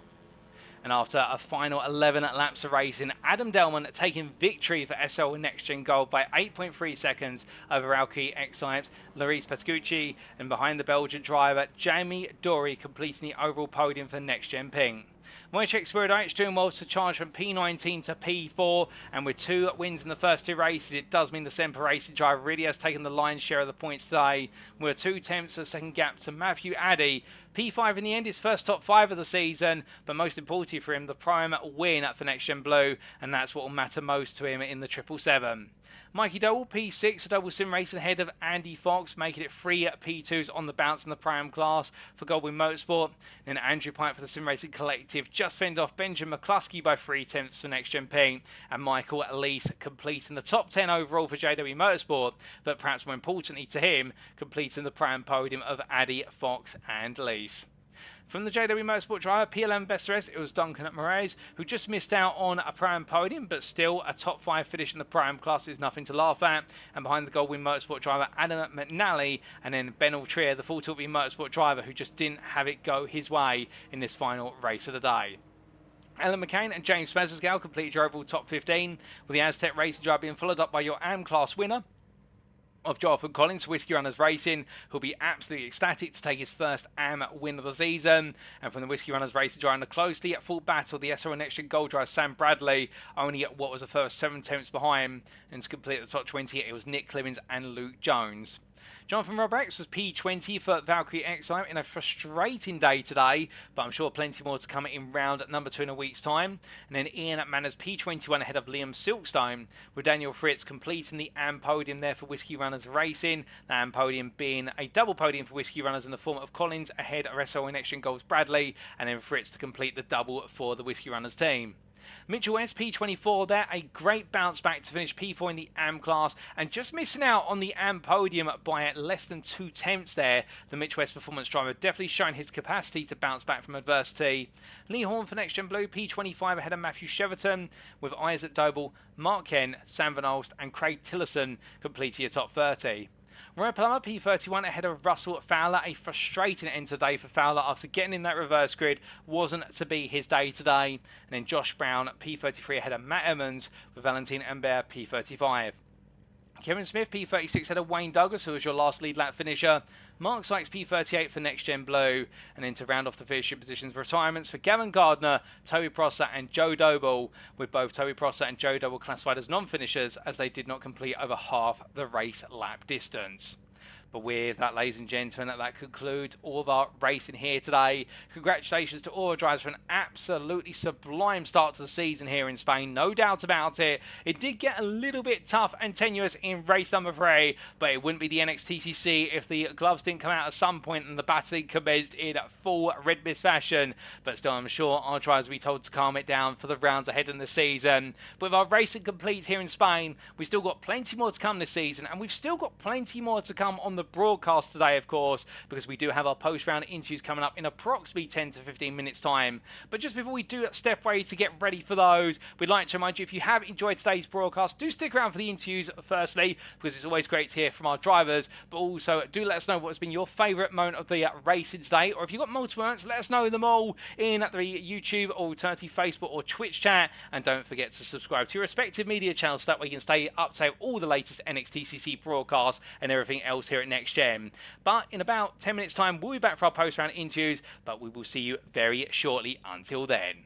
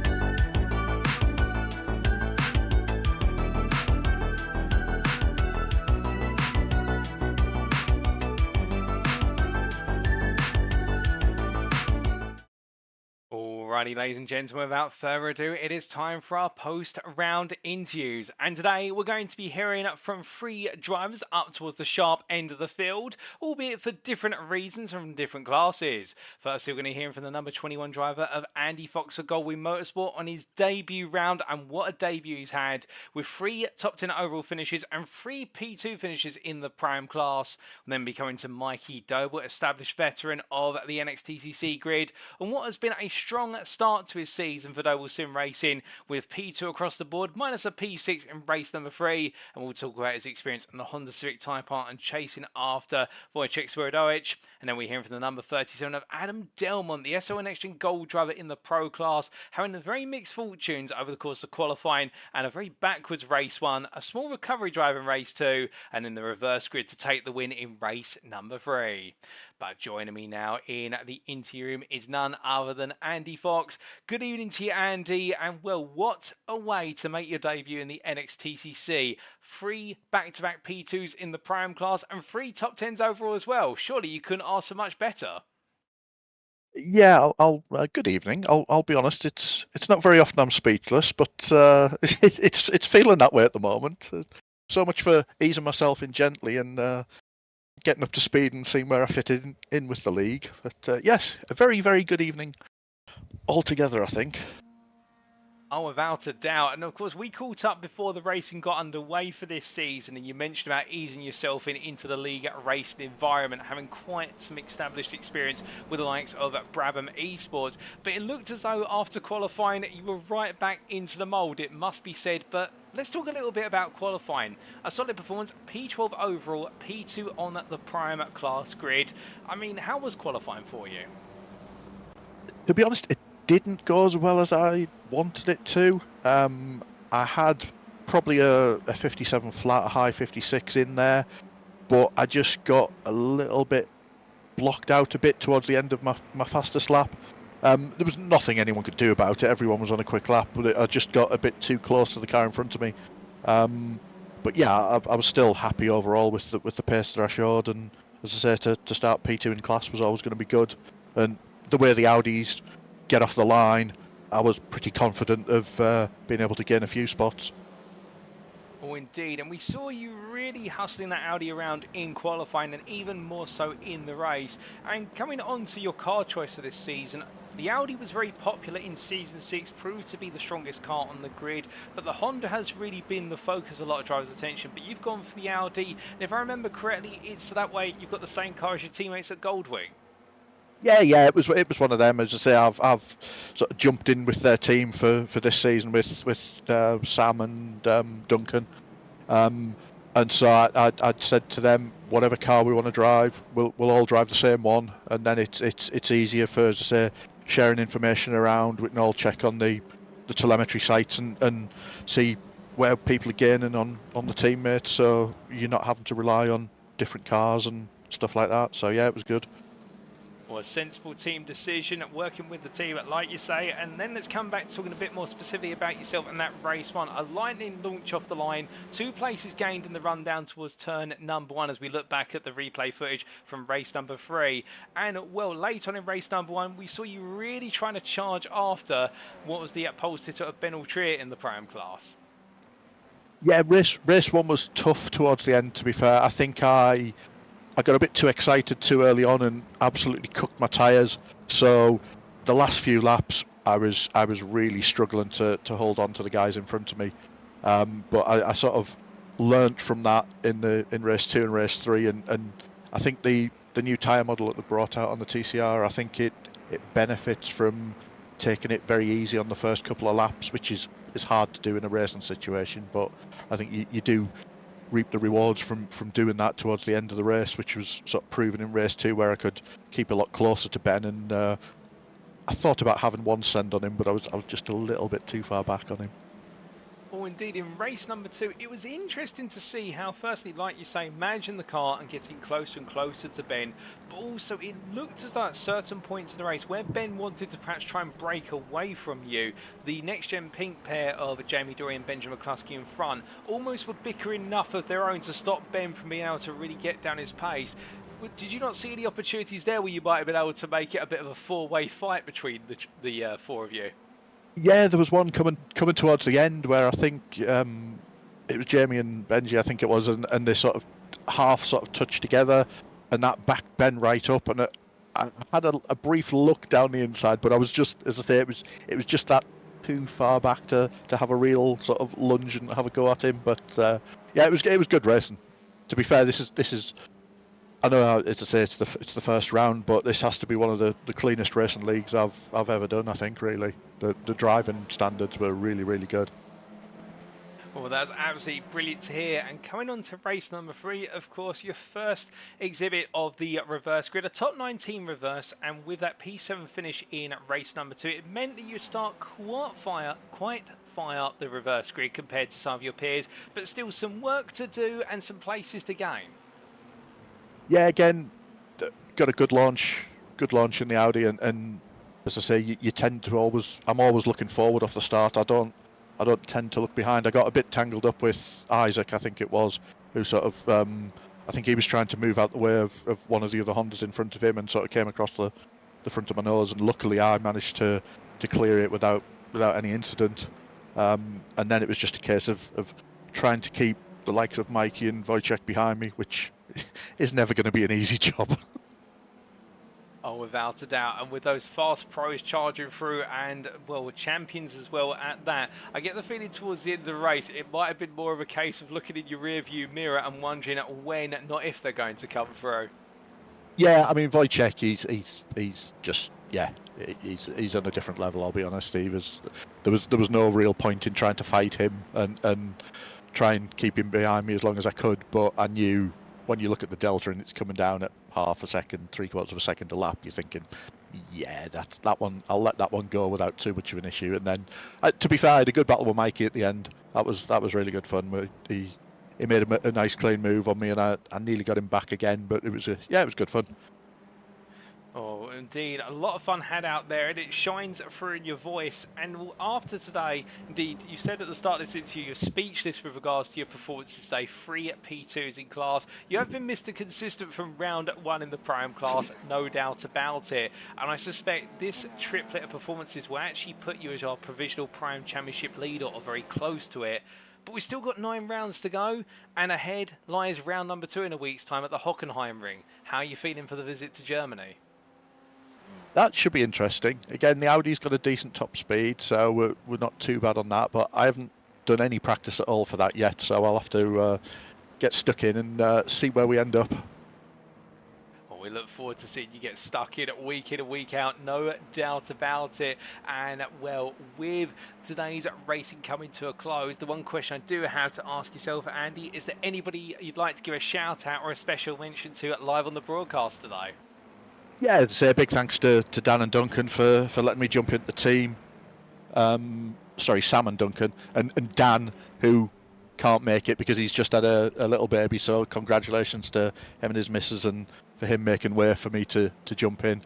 And also, I know there's a few of my ex-Brabham teammates have been watching the broadcast tonight because they've been messaging me as well, so big shout out to Z and Stephen and Hunter.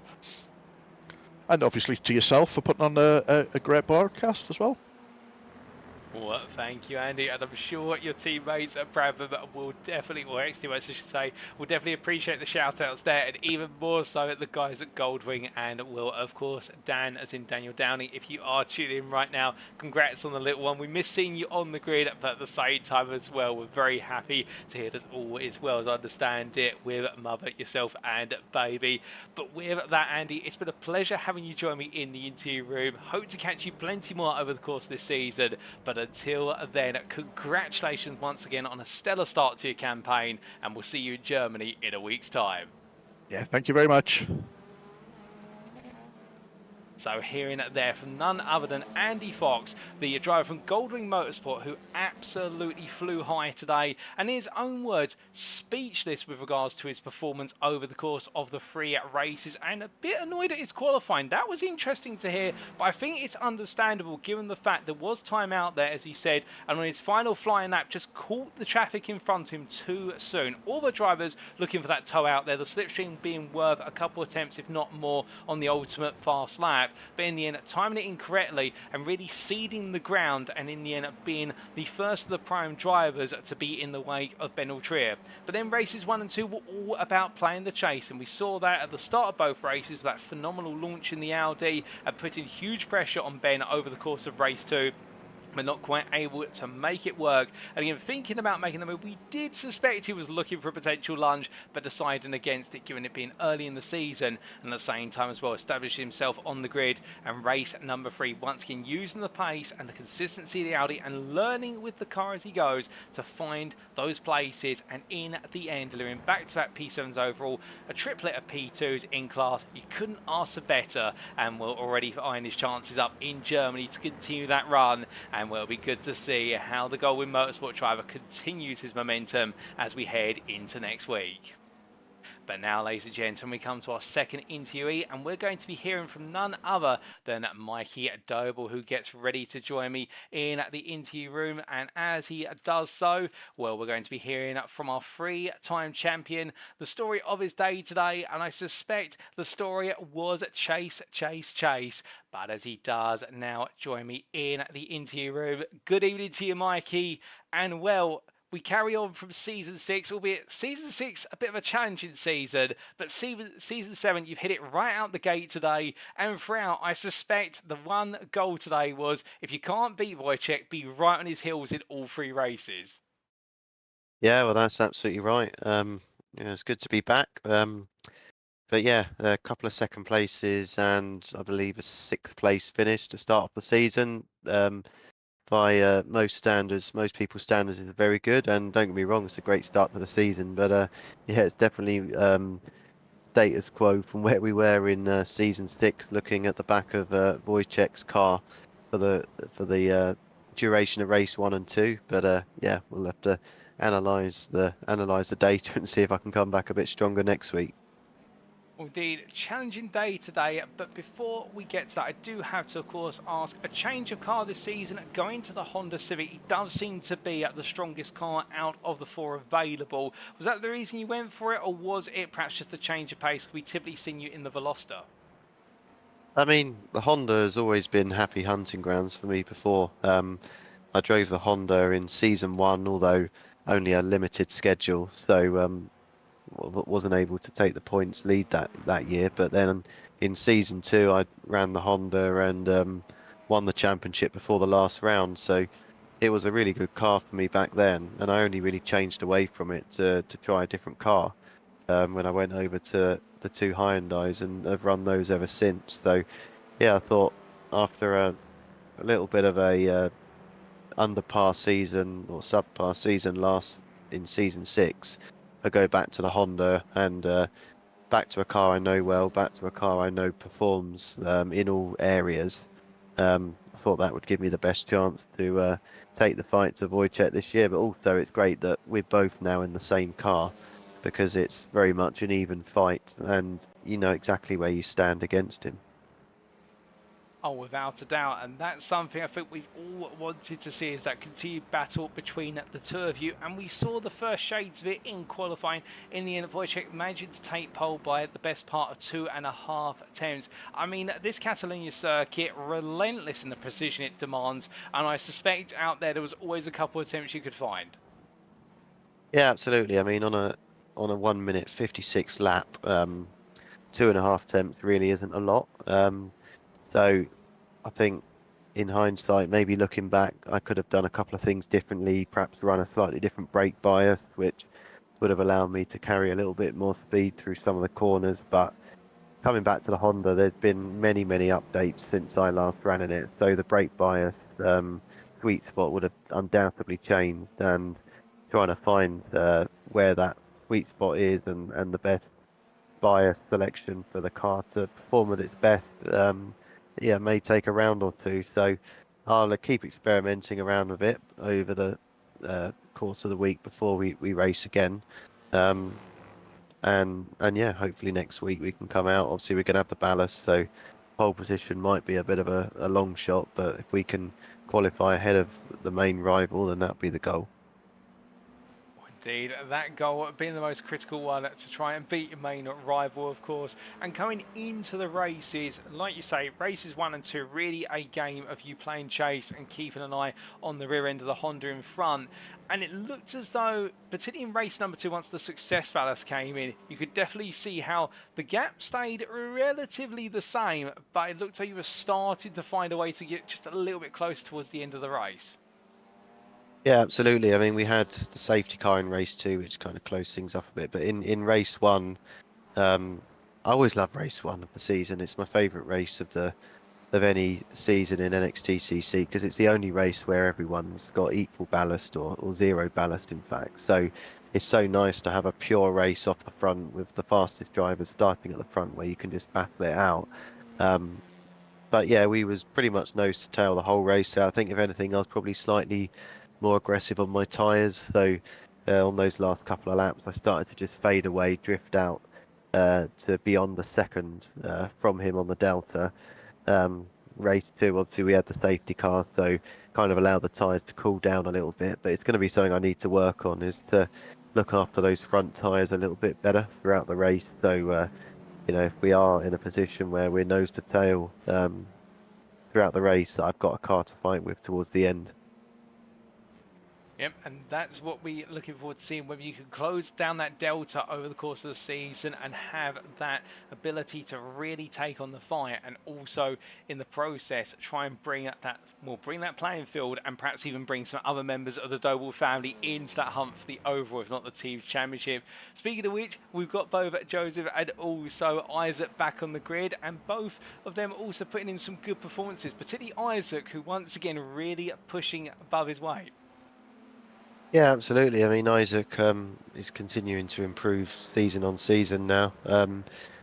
Yeah, he probably he won't be overly amused with his performances tonight. Yeah, it was a solid start, qualifying 9th and finishing 10th in race 1 and then a 9th in race 2. But unfortunately, got caught up in that start line accident there at the beginning of race 3, which kind of took away his opportunity of having a great night's worth of points. Joseph didn't have one of his better nights, shall we say, tonight. He's definitely got the pace to win races again this season. As I have to remind you, I was the only member of the Doble family to not win a race in season 6. I think we had a couple of wins from Isaac and one race from Joseph, so they're both capable. But I think it's just a case of making sure that we all perform in qualifying and get our cars at the front, so we've got less risk of getting into trouble where the majority of the accidents can happen in the middle of the pack. Without doubt, and appreciate the analysis there with regards to both your brothers' races over today, and also that fact which you pointed out, which is very true when I go back through my notes, in the fact that, yes, you're the only member of the Doble family in the grid not to get an overall win last season. A crazy statistic. But rolling back to race 3, with regards to that incident at the start, of course, it was unfortunate for Isaac in the fact he was caught up in it. But interestingly, it did lead in a way to a bit of a parting of the seas for yourself and Wojciech to make a lot of places quickly early on, and then just have to chase down the drivers who were able to be clear of the incident from the outset. Yeah, exactly. I mean, you never take pleasure in seeing one of your teammates' cars being caught up in the accident which you're driving past, but certainly it made my race a lot easier, kind of getting me into the top 10 pretty much by turn 1, and then there was a couple of other people that shot off the track for the remainder of that first lap as well. And then sadly, Joseph, my other teammate, was caught up in the second big accident going through the left-hander before we run up the hill there in the middle of the lap, which took out a handful of cars as well. And it was actually whilst I was avoiding that accident that Wojciech managed to get the overlap on me and pass me as we went through that accident. So yeah, I mean, I think I probably wasn't expecting to finish as high as I did there in race 3, but yeah, you have to. It's all about staying out of trouble these leagues, being there at the end, and you know, not getting caught up in these big accidents, because with the grids being as big as they are, you're not talking about finishing 18th or 19th, it's 35th, 36th. So yeah, the main thing to do well in these championships is to finish all 3 races if you can in the top 10. You'll always be in for a good night. Oh, Oh, 100%. So a good night for yourself, given that consistency in the performances. And, well, then coming on to what was, of course, excuse me, the conclusion of the races. So 2 P2s and also on top of that, a P6. It's a good start this season, but there's plenty more to come. And I guess at the Hockenheim Ring, that's where we can expect to see plenty more from yourself.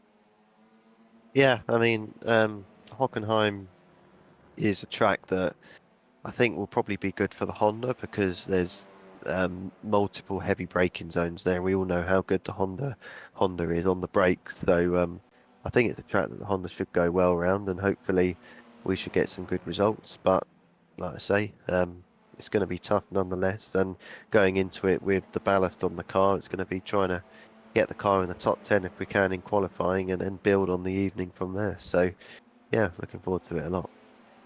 Oh, indeed, and we look forward to seeing you rise to the challenge in Germany in a week's time. But just before we do let you go, Mikey, is there anybody you'd like to give a shout out or a thank you to live on the broadcast tonight? Yeah, certainly all the family that are watching downstairs and from their various locations in their own homes. So hope you enjoyed the racing. To yourselves for a fantastic broadcast again. I'm loving the advertisement we're getting this season in the breaks, and I wasn't aware of actually the little piece you put forward there, so that was pretty cool to see. And obviously to the hard work that Jamie and his team put in at NXTGEN to make this league happen week on week. It's not easy, and there's a lot of people to manage. So yeah, long may it continue, and yeah, you'll have our support in this house for many seasons to come. Well, it's our pleasure, Mikey, and well, I think many would agree with us. We always love to see you out on circuit, whether it's in the simulator or in real life. So as we do get ready to let you go, congratulations once again on your performances today. A solid foundation for Season 7, and we'll see you in a week's time in Germany. But of course, many of you, if not in person, we tune in live on ITV4 this coming Sunday to see how you perform in the BTCC. I do believe it's Croft, if I'm not mistaken. Yep, so second half of the season gets underway this weekend at Croft, round 6. You can see the 3 races live on ITV4 throughout the course of Sunday. Should be another exciting day's racing. We've got, personally, I've got a healthy lead now in the Jack Sears Trophy, 51 points to the good over Pearson. And the Independence title is hotting up nicely as well, as I trail my teammate ATS by only 13 points. So yeah, coming off the good performance of Alton Park with the podium that we had there, the double podium for PowerMax Racing, we're carrying a lot of momentum to hopefully go and get some more results this weekend. So let's see. Well, fingers crossed for you, Mikey. We'll all be tuning in and wishing you the best of luck. But until then, we'll see you again soon. Cheers, Paul. See you later. So hearing it there from Mikey Doble, our pro class driver from Doble Sim Racing, and interesting to hear his thoughts with regards to immediately laying down the statement that whilst many will consider the results from today to be good or great, not happy with them for the simple reason he spent all 3 races chasing after his main rival in the form of Wojciech Swirydowicz. You can tell how much it means to Mikey in the fact that he doesn't want to see the rear of the Semper Racing Honda any longer, and it seems to be just a continuation from Season 6. However, also what's noticeable is the fact the switch to the Honda being motivated by going back to the car which saw him land one of some of his finest performances in the early seasons of the NXTCC. A car he switched away from for variety to mix things up, but going back to it, and with the time model and physics changes, knowing it's a whole new car now and needing to learn it, and quickly coming to terms with the Honda. And whilst there is a bit of a delta to his main rival, I suspect that delta is going to come down with the time and effort being put in behind the scenes by himself and his teammates, and at the Hockenheim Ring, I think we're going to start to see that gap close up and the title fight get even more interesting as we go throughout the season. Of course, we've got a long way to go. Success Bass also will really start to have its main effect from round 2 onwards, although we saw it in races 2 and 3, so we've got plenty to look forward to, and along the way plenty to see from Mikey Doble. But now, ladies and gentlemen, coming to our final interview of the day, we're going to be hearing from none other than what will be Adam Delman, who's been patiently waiting in what is the interview pre-room, and we are going to bring him on in very shortly now. And as we do so, we'll get to hear from Adam with regards to what has been a very up and down night tonight, or we should flip it the other way up to say it's been a bit of a down and then plenty of ups along the way, but he can give you his thoughts himself as he joins me now in the interview room. Good evening to you, Adam, and well, what's there to say about your season opening round other than perhaps the most unique season opening round we've ever seen in the NXTCC? A great qualifying session, a car that didn't want to move on the grid in race 1, recovering race 2, and then winning race number 3. I mean, you couldn't predict it, could you? Good evening, Paul, mate. No, it's definitely been an interesting night. Oh, without a doubt. And well, let's try and break it up into components. I mean, let's start off with the fact, sticking with the ever faithful Honda that served you so well for multiple seasons, going into season 7 and back with the SL and NXTGEN Gold outfit. I mean, you're looking at a ferocious partnership out there. Yeah, mate. You know what? I'm feeling good. I think I'm feeling quickest I've ever felt in Civic at the minute. It's a shame I didn't quite get a lap together in qualifying. The couple of quick laps I did, I sneaked an off track, so they didn't count. And then yeah, I'm trying to get, the other thing I'm trying to get used to is this new launch control you have to do with the Honda. You know, normally you could just like pin the throttle and dump the clutch and it'd go. But since the update, you've got to use a second button now, and I accidentally just slipped my finger off a little bit, and it was enough to activate it. So I got a jump start in race 1, and then try to reset it to go again. It lit the wheels up, and then that were it. Then just fell back. Tried to recover after a black flag. Race 2 started really well. Had a flying start, to be honest. I think got creeping up into the top 10. And I got a hit on the left which spun me off, which dropped me back, and then it was just a case of trying to manage and get where I could, and fortunately obviously that landed me well for the final race. Indeed, a challenging opening 2 races, and interested to hear your thoughts on qualifying there. Qualifying not quite working out as much as you'd like to.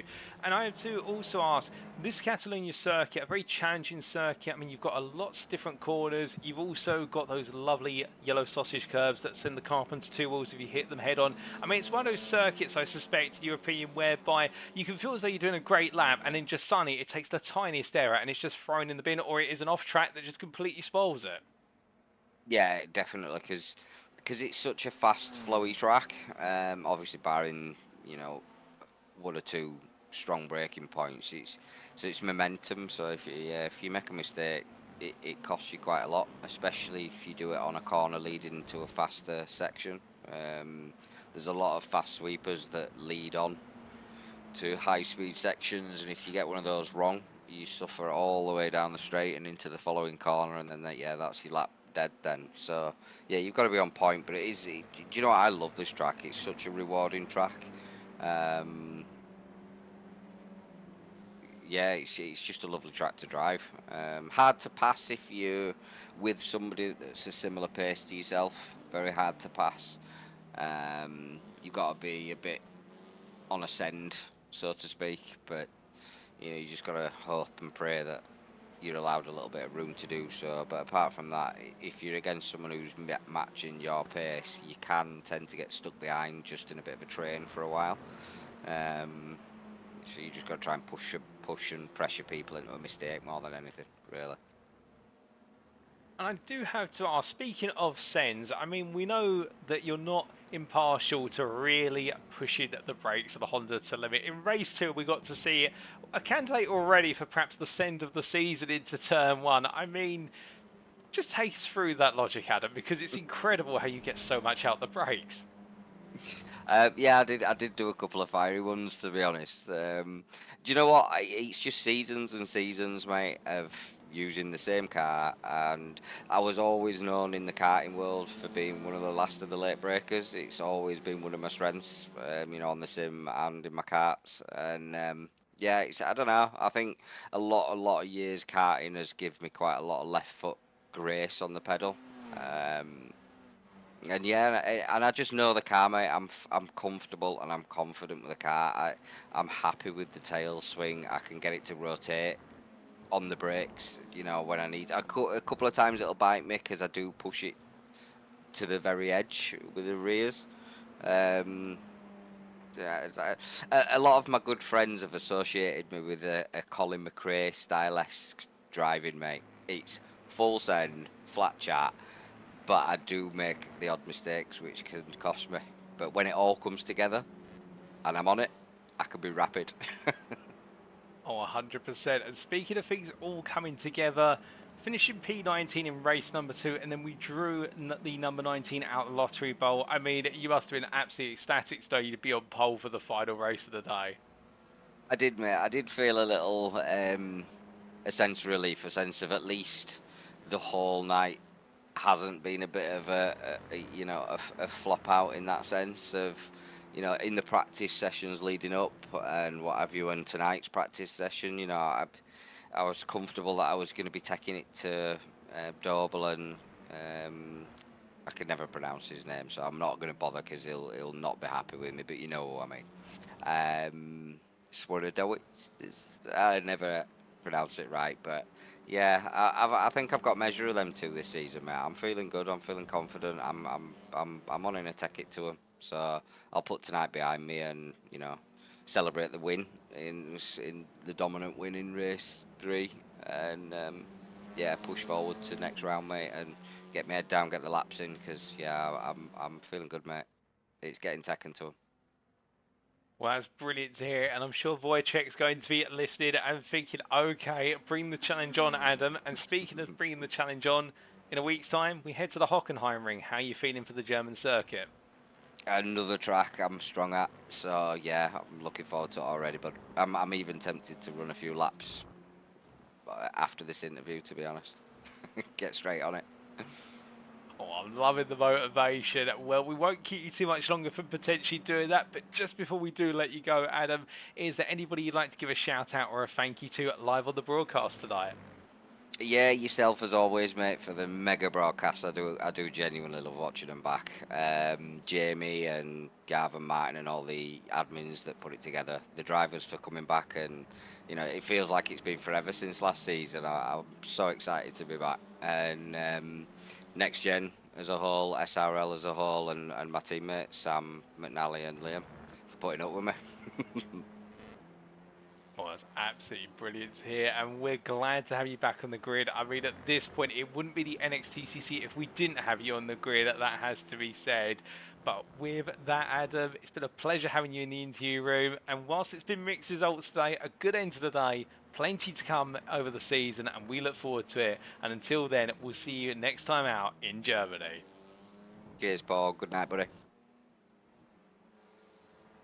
So hearing there from our final interview for today, Adam Delmont from the Pro Class, the SL NXTGEN Gold driver, definitely having mixed fortunes and talking openly about the degree of frustration. And even with a P5 in qualifying, it's definitely intriguing the confidence he has and the fact that he's really felt as though today, if it weren't for the win in race number 3, it would have been a washout and a letdown given how ready he was going into this season. But again, I suspect that is a sign that right now Adam Delmont is one of a number of drivers I think is very eager to prove to Wojciech Swirydowicz that he can't just run away with the results and to take the fight. But fortune not being on his side. In qualifying the end, 5.5 attempts off of the pole lap and not able to get the lap he wanted on the board due to off tracks. Then when going racing, that slow start due to not quite getting the launch control right in race number 1 really set him up for a challenge all the way through to a P23 finish in race 1. Race number 2 getting inside that top 10, but then a late instance setting him all the way back to a P19 finish, but being given a lucky escape with that reverse grid number being drawn, and it was his number. But sometimes that's the way it goes, and he needed that in order to reassure him that yes, the practice has all been worth it going into this round, and there's more to come. In his own words there, he's a big fan of the Hockenheimring circuit and feeling confident, and we look forward to seeing that confidence shine through, and where Adam Delmont can potentially strike back hard in round number 2. But with that, ladies and gentlemen, that concludes our interviews for today. You've heard from 3 of our drivers, and they were, of course, Andy Fox, firstly in the number 21 from Doble Motorcycles in the Prime class. Then our P2 extraordinaire overall, Mikey Doble for Doble Sim Racing in the 88 in the Pro class. And then we've just heard from the number 37 for SO and NXTGEN Gold Pro driver, that being Adam Delmont. Congratulations to all 3 of our drivers on their performances today, and a big thank you to them for joining me in the interview room. And we're going to have plenty of interviews over the season, and indeed looking forward to hearing from more drivers as the season goes on. Now, given it is the conclusion of our first round of the season today, we will later in the season start to give you updates on the provisional championship standings. But as it is just round number 1, we're not going to show those on that screen today. But rest assured, ladies and gentlemen, that will come as the season goes on, and we can paint you the picture as we go from round to round. But we'll give you an update at the start of next week's broadcast as to how the championship standings lie after a single round. But with that, it does mean it is now time for us to wrap up. So thank you very much for watching, and if you have enjoyed today's show or enjoyed all the racing and want to be on the grid or just want to know more about next-gen racing as a whole, well, firstly, why not check out our official website, and that being at nextgenracing.co.uk. And as our website appears on screen, well, as we can see, the home of clean and fair sim racing for all, and we've been hosting leagues for the best part now of what must be 17 plus years, and as we continue to go from strength to strength, there's never been a better time to be on the grid at Next Gen Racing, and we'd love to have you with us. Albeit the NXTCC Season 7 is fully subscribed, but you can put yourself on the reserve list if desired. And we've also got other series running, including our multi-class series of prototypes and GT3s and much more at Next Gen. Indeed, there is a place for you on the grid with us, whether you're a professional esports driver or just a rookie looking to make your start. And do head to our website again. That is that website, of course, nextgenracing.co.uk, to find out all the information. But perhaps you don't want to go to our website, or perhaps you want to know a little bit more about the guys and girls who make up Next Gen Racing behind the scenes. Well, the best place for that is to go to our official Facebook group, and that is at facebook.com/groups/Next Gen Racing, where you can find out a bit more about what we do behind the scenes, both on the simulated circuit and also the real circuit, with a number of our staff members and admins, not just being potentially at trackside marshals, but even some of them being real life racing drivers. We'd also like to take a moment to say a big thank you to our sponsors, including PowerMaxed, or PMR as they're also known, Next Level Racing, Mark Sykes Designs, Joyce Design, Sam Cases UK, Douglas Motorsport, Falconer PC Builds and Support, Benji Sim Photos, and of course a special mention to our title sponsor for this season, that being Doble Motorcycles. But with that, ladies and gentlemen, well, our attention now turns to next time, and in round number 2, set your calendar for Tuesday the 30th of July 2024, because we head to Germany after a hot-headed round of racing in Spain, and whilst the temperatures will remain high, well, the stakes will continue to get even higher as our drivers take on the national A-Loud of the venerable German circuit. But will it be Wojciech Swirydowicz who continues to charge away at the front of the field in the overall championship? In the Prime class, it is Andy Fox who's proven to be Mr. Consistent, but you can count on Ben Altrier looking to strike back immediately. And in the AM class, Mark Kemp was denied at the cost of being a championship leader despite ferocious pace, but we've seen many a driver do well, and Sam Bradley will be chasing down his first win of the season in Germany. For all that and more, tune in a week's time. But until then, we've been Next Gen Racing. I've been your host and commentator, Paul TX141 Walsh, also known as Brit in the Spit. And until next time, remember to stay safe, stay well, stay smiling, but most importantly, remember to stay on track. Good night.